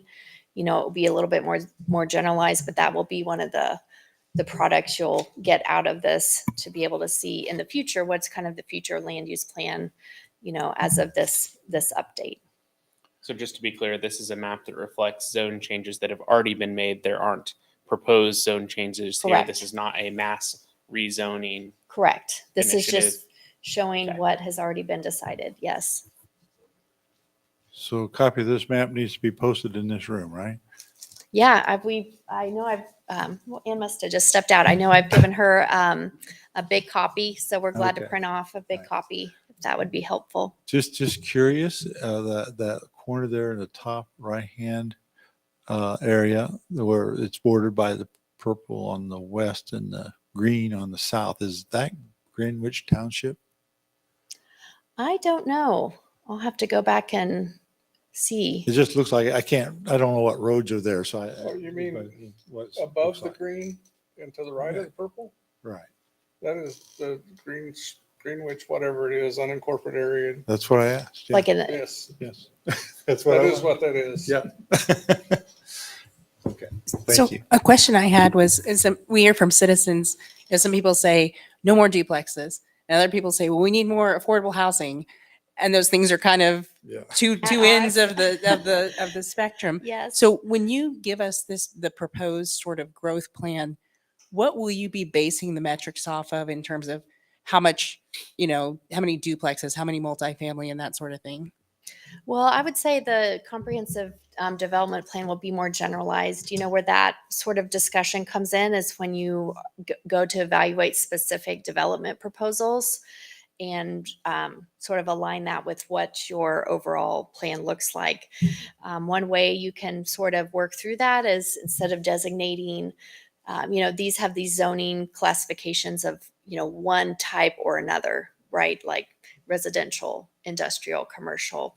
A way to provide some flexibility is to designate like a mixed use area that provides you some flexibility and kind of communicates to developers like this is an area that we might consider a mix of things, residential, commercial, a mix of single family, a mix of multifamily. So it's really dependent on sort of the vision that the council wants and what it wants to look like. Ultimately, yeah, there's going to be competing interests. And this is meant to help sort of at least chart a path to be able to kind of navigate those competing interests when a new development plan comes to the city.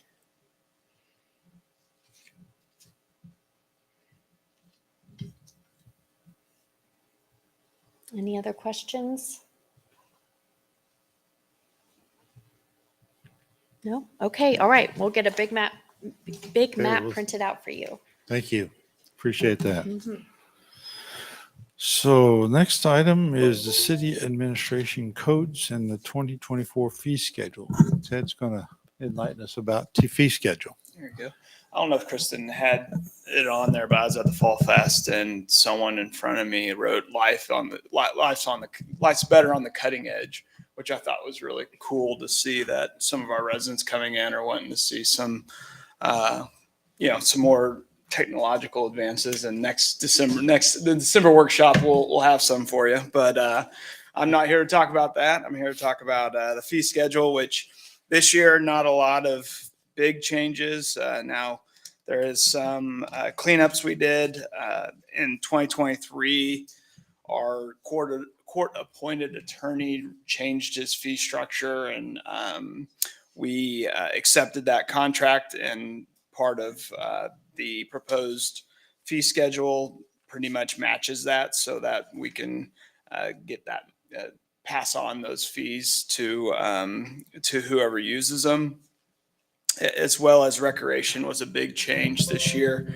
And like I said, I always like to shout out staff members that do great work. And Ashley Sherwood of the rec center went and called, I think, the majority ones we compared ourselves to. Sorry, let me grab the sheet. Comprehensive analysis of Andover, Mays, Valley Center, and the YMCA.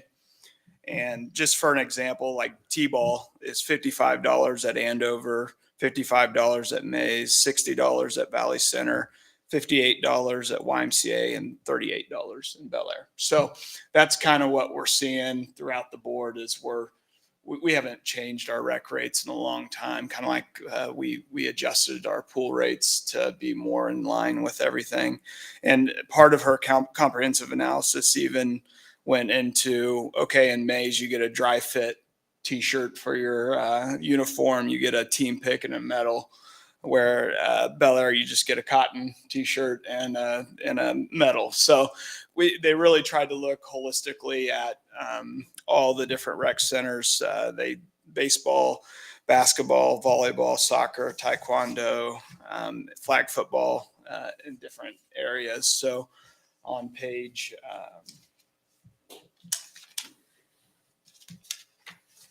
7 of the actual fee schedule is where you'll see the comparison of where we're at currently and where we're going. I'm sorry, where we're going to be in 2024. And then there's a comparison in your packet as well on page 70 of the agenda. Any other changes? Again, pretty minor Page 40. on so rec, court, and then we also added utility rates inside our fee schedule just so they're in one spot so everybody knows where to look for any kind of fee that we have. Any questions? I'm here to answer. Are we trying to bring in more non-residents? Try to bring in. Yes, because we jacked their rates up less percentage wise than we did residents on many of these items. Yeah, they've actually evaluated non-resident rates as well with other communities. So I think maybe our non-resident rates maybe weren't as or maybe a little higher than meaning we were trying to keep non-residents, I guess, out for a long time. So we adjusted based on where other communities are versus where we are currently. Are we trying to come to where both rates are the same, where we don't discriminate between resident and non-resident? I'm trying to figure out the logic for why we had the changes that we did, the percentage changes. And again, truly the recommendation of the analysis done by the rec center on other areas instead of just picking a standard percentage rate out of the air, maybe 5% across the board, which we can do if that you'd like to see in the final product. We just thought there'd be more of a competitive type rate structure throughout the area. So these are based upon, if I understand correctly, these are based upon the studies that you did with the other areas, not so much what the. If you want to see the study they did, it's just a little more in depth than you'd probably want to see because there's a lot of subtleties in rates with whether or not you're a T-ball in the league, and there's just a lot of different categories, so it's hard to huge apples to apples, but I try to highlight each apples to apples we could. So I think what I understand is these proposed changes kind of bring us to parity with the local market. That's what this proposal is trying to do. Maybe part of what Councilmember Welch is asking is, do we have any specific behaviors that we want to try to incentivize one way or the other that might cause us to be different from what the local market is doing? Are we seeing a high number of non-residents and we'd like to see less, or do we see a low number of non-residents and we would like to see more? Because the fee structure could be one way to try to influence that market is maybe what I'm reading into your question a little Yeah, bit. that's kind of it. Because, for example, blast ball, the resident went up 20% and the non-resident went up like 8% or something like that as a percentage. And which one's blast ball? Just 7.2.4. And those are just off of the top of my head percentages, but yeah. And I think and I can bring it back to Ashley and Brian and them and ask them the exact, but I think it's probably because it was, almost a $20 difference in the past. Now it's a $15. We're just bringing it closer, I guess. it was a $15 in the past and it's still a $15, but because of that, how much lower the resident was than non-resident, it's a huge percentage difference more for the resident.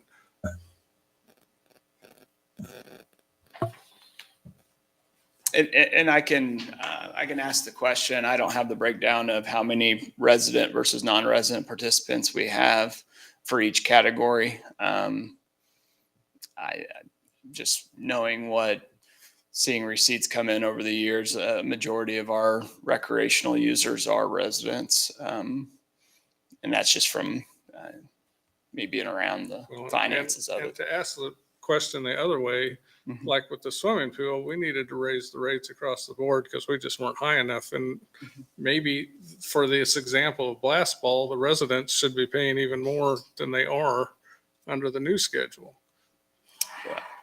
Yeah, I don't think we're I ever don't going to know. I think recreational is a quality of life issue, so we'll never recoup the total amount we spend on recreation in the facility and the Well, employees. it's but back to how many people are showing up and whether or not we're. I coming can anywhere near our say cost. with the total amount of revenues collected over the last since 2019 from 2019 to today, we're well surpassed the post-COVID dip, and we're over 2019 revenues collected, and that's with the same fee structure. So I would say our rec center has bounced back quite well from COVID. Okay, and to take this a little bit farther for blast ball and T-ball, are we having so many non-residents that we need to jack their rate up so that we can hold openings for our residents? And this is good to have on a workshop. So now I can go back and find the answers for you for when I'm presenting this on the council agenda. So again, I can guesstimate all I want, know but you I'll can. get you some good answers on these questions. I'm just throwing out Because questions because I don't yeah. understand the logic here. sure. Ted, I do have one question. Yep. Are you comfortable with these rates if we were to enact them, that it wouldn't have a significant negative impact to revenue of the rec center? That's more what I'm worried about, is would our revenue expectation be pretty similar in our costs in our current setup? I guess that would be the overall arching question I would have, is do you see this having a negative impact? So you could prepare to answer that more as well in the future. Yeah. And I think it's probably going to have a similar impact to when we raise the pool fees. You're going to have a few complaints. However, I think our numbers in the pool season maintain pretty well. So I wouldn't expect this to be the linchpin. However, it is a concern. If we do any type of raising rates, you're going to see it, effects on it. However, if we never raise rates, it's, we haven't done it since 2018. So It's been a while. it's been quite a while. I can tell you, cost of materials have gone up quite a bit since 2018. I think everybody knows that. Since you brought up swimming pools, did we ding people so hard that we lost the total? That the total went down, or should we be considering another increase for this year? It's holding steady on what you got proposed here. I think your revenues were up this year. Yeah, they were up slightly, I believe, off the top of my head. I can run again and get those. I should probably have my budget in front of me, but I don't. And to decide that, I guess we kind of need to know how many days we had so many people at the pool they couldn't all get in. Yeah. I was just going to comment on the rec schedule. And in fact, 2 weeks ago, with a kid in Taekwondo, and our kids do most of the sports, I loved how cheap it was, but it was too cheap. And we've had record numbers. But I was thinking a little bit along the lines of Councilmember Welch about, we're taxpayers, we should pay less. How much less? Do we want a bunch of non-residents to come in and subsidize it and all that? Just thinking it over the past few days, this feels like a reasonable step up for everybody. It's not an exact science, and maybe this time next year we'll kind of see how the numbers shook out. If we didn't have much pushback, maybe we can raise the rates a little more. And I was just going to comment on 7.3.2. It looks like for spring break sports week, the numbers just might be flipped, because residents higher than non-residents. So Looks like it is. we don't Yeah. hate those people. Yeah. Anyhow, We're I really think trying this to is totally discourage reasonable. residents there. And the price is just, the price needed to go up. And I think this is a good opening, raising point. I'm not going to argue the prices don't need to go up. I noticed They that. probably all need to go up. Yeah, I noticed there's some psychology on the 68 and 38. Everything else is rounded off, but I noticed the YMCA is also like that. So maybe you got that from them. I would round it off to 70 and 40. So the odd even pricing is if you wanted to encourage them, you bring it just below that decimal number. If you wanted to discourage it, you take it above the decimal number, right? I don't think we need any .99s, I think but I think an even dollar amount, no matter what the amount is okay. Yeah, I noticed some of the numbers were very specific: $53, $38, Right. $68. When you're writing a check or you're using your credit card, it's not really a big deal.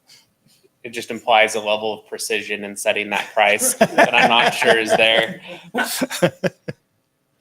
just make it feel right. That's true. Okay, any other questions about fee schedules? I think I asked more than I intended to. All right. Ted says, "Shut up, John." no. All right.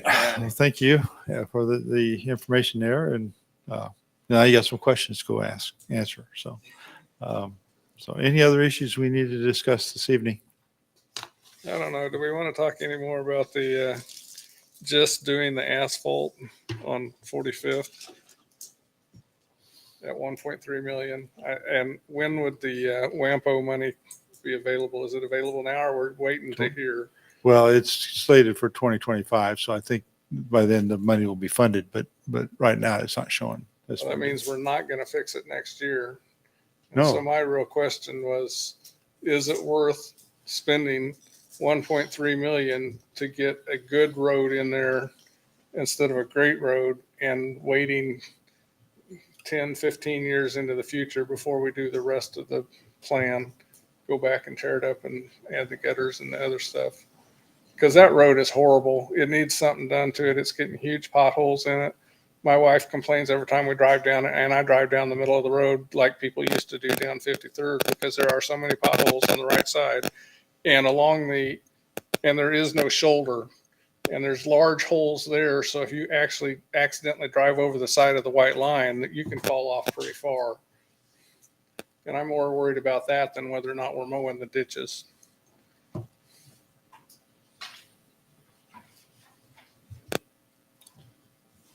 One concern with doing something on 45th sooner rather than later is if we're planning to start construction on 53rd Street here shortly, that leaves 53rd Street torn up, 45th Street You're not going to do it at the same time. and Woodlawn, like a lot of construction in the area, all kind of around the same time. Yeah. Is potentially problematic.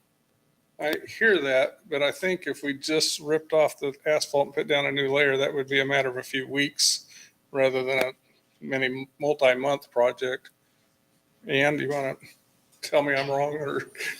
Are you talking about like a mill and overlay project? I'm well, Without fixing kind of the like that, base? except take all the asphalt off, because clearly it's not Yeah, I good know you all the said way that down to earlier. the base, A or it wouldn't few- keep breaking out. A few weeks is actually fairly appropriate timeline if you're just removing the asphalt and putting new asphalt on it.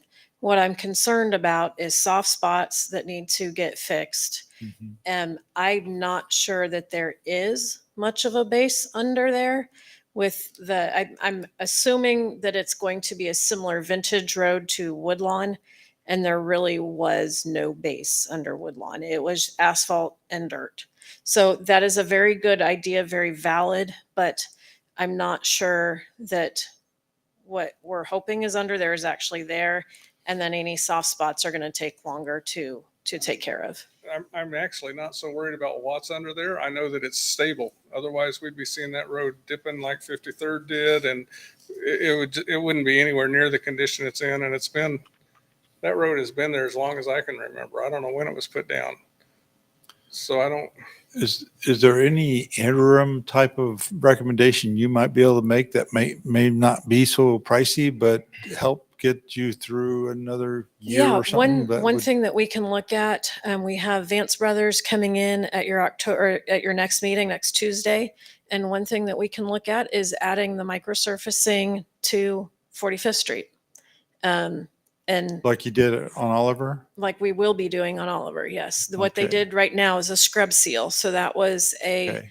first step, and we can certainly do both. Okay. The scrub seal is going to go through and put down a asphalt emulsion and then a layer of thin rock / sand over the top. It fills in all the micro cracks. It's going to, we usually do a crack sealant before then, so it fills in the little bit larger cracks, gives you a pretty good surface, and then put that micro surfacing over the top. It's going to look like a brand new road, especially once they get striping on top. It's nice. It's black. It looks beautiful. A lot of citizens that aren't aware of what's going on, why did you give them a brand new road and you're not doing anything for me? It's like, well, it's not a brand new road, but yeah, I appreciate that it looks like it. Well, if that's a practical solution and the point isn't bad, maybe we should consider that. I don't know. Sure. I And don't it's- want to wait 2 years. I mean, And- it's and something. we've got large spots that are in really bad shape along 45th. Mr. Mayor, That's the, I wanted to ask a question. I assume when PEC did their road study that 45th was identified, and for whatever reason, it was decided by engineers that that road was probably past the good time to make those kinds of investments, and that's why it's slated as more of a reconstruction project. Can you remind us of what process was done and where that road fell in the pecking order instead of us just trying to decide where that decides to fit in with Sure. everything? So when we first started looking at the WAMPO projects, and this was 3 to 4 years ago, I think, with the last MTP, multi-transportation plan, Right, right. wasn't the acronym. We kind of threw all of the arterial streets at the wall, proverbial wall, to see what would stick. In the discussions with the selection committee, that road was identified as one of the worst in Bel Aire, and it's at this time period, considering that Woodlawn's already on the books. And that's how it got on there. And so when PEC came through and did their study, we knew that was coming through WAMPO, and we were assuming that it's, eventually going to get funded by WAMPO, and that's kind of where it was going to go. So it really wasn't looked at temporary solutions, because it's hard to balance how much money do we want to throw into it to maintain it versus if we're just going to completely redo it in a couple of years. And so, yes, I do understand there's some potholes there that are getting bad, particularly I haven't driven it recently, but particularly the corner of 45th and Oliver, it would be the southeast corner. There's been potholes there for a long time, and it really needs to kind of do a 53rd Street treatment, so to speak, taking it out, putting your concrete underneath, and then putting your 2 inches of asphalt to provide that smooth surface. How much do we want to spend in advance of doing this road? That's a council decision that we would need guidance on. I can certainly talk with Vance Brothers to see kind of where we would be at, and if they could come prepared next Tuesday with some potential options. What if we did the scrub seal first and then do the microsurfacing? How much would that cost? If I'm throwing numbers out, if it's 200,000, is that something that you guys are interested in? That's just something that I don't want an answer, but just something to think about. And I can work with Vance Brothers to get you that information for the next meeting. Wood 45th is really bad between Woodlawn and Edgemore. Okay, It's better between Edgemore and Oliver. gotcha. And I just can't see us waiting 2 years to do something to it. Sure. And then if it turns out after 2 years, we have to wait another year, because WAMPO says, oh, wait a minute, you're not getting it this year. You're not getting it till Fair next enough. year. Now we've got a road that is. Yeah. And what I'll do is Self-explanatory. I'll drive it with Marty tomorrow, and we'll go look at it and come up with and talk about kind of what we can do. Luke Peter with PEC, who did a lot of the evaluations of the road, will also be here next Tuesday, so he can also provide some input as far as that conversation. You're gonna be looking at a lot of roads tomorrow. I mean, there's no doubt the detouring of Woodlawn has impacted that road because Oh, people yes. have Oh, yeah. chosen to drive down Edgemore as a detour. And Yep. so Right. that's definitely causing it to fall apart quicker. Yeah. We cannot keep up with the models. I mean, Right. we're out there constantly, and it Right. just, as soon as I hit it, it's pushing right back out. Spider web pushing more out. So Right. That's Okay. why I'm complaining, is Yeah. because I know you've been filling them in, but It's they not just helping. bust right back out. So Right. there needs to be something more done. We spent a lot of money on material. too. Okay, so Marty, if you're going to talk to council, please come to the microphone.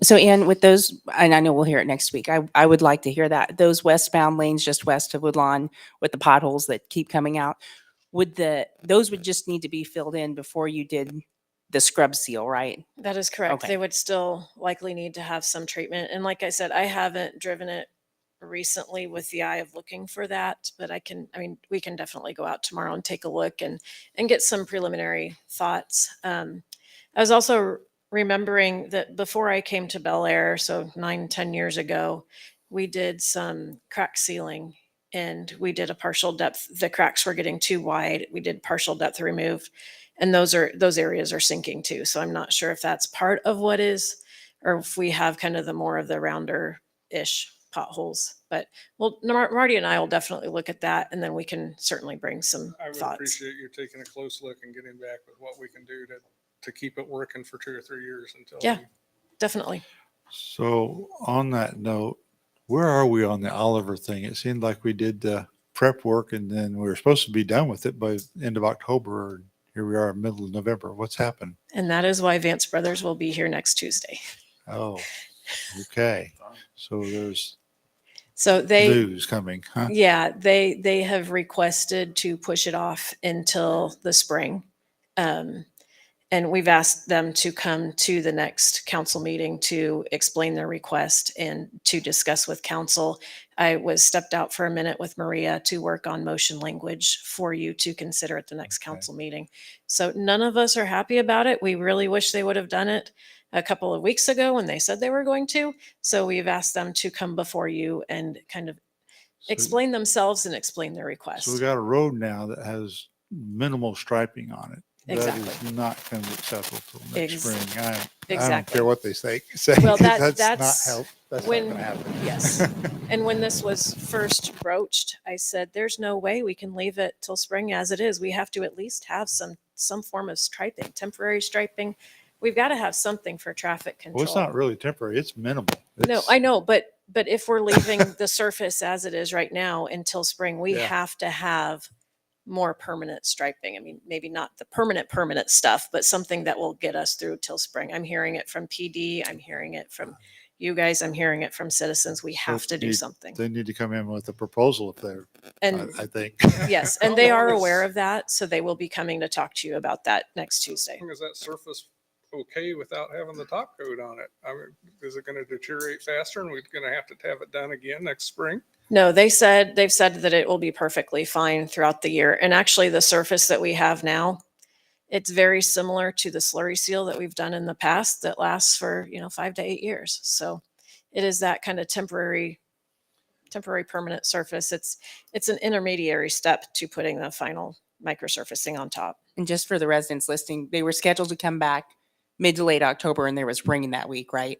That's what messed up their Yes, schedule. I believe so. And Yeah. then we kept waiting and waiting, and we asked for a 5-day message board to give everybody on Oliver and a clue and trying to get as many people as we can. We didn't see the message board. We didn't see the message board. We didn't see the message board. And they're like, oh, well, can we come next spring? And that's when it's like, so we asked them to come talk to you next Tuesday. They will have more answers, requests, reasoning behind their requests than what I can provide you at this point. And in your opinion, can it, if we left it the way it was now and didn't have them do anything in the spring and put back permanent, is that an acceptable option?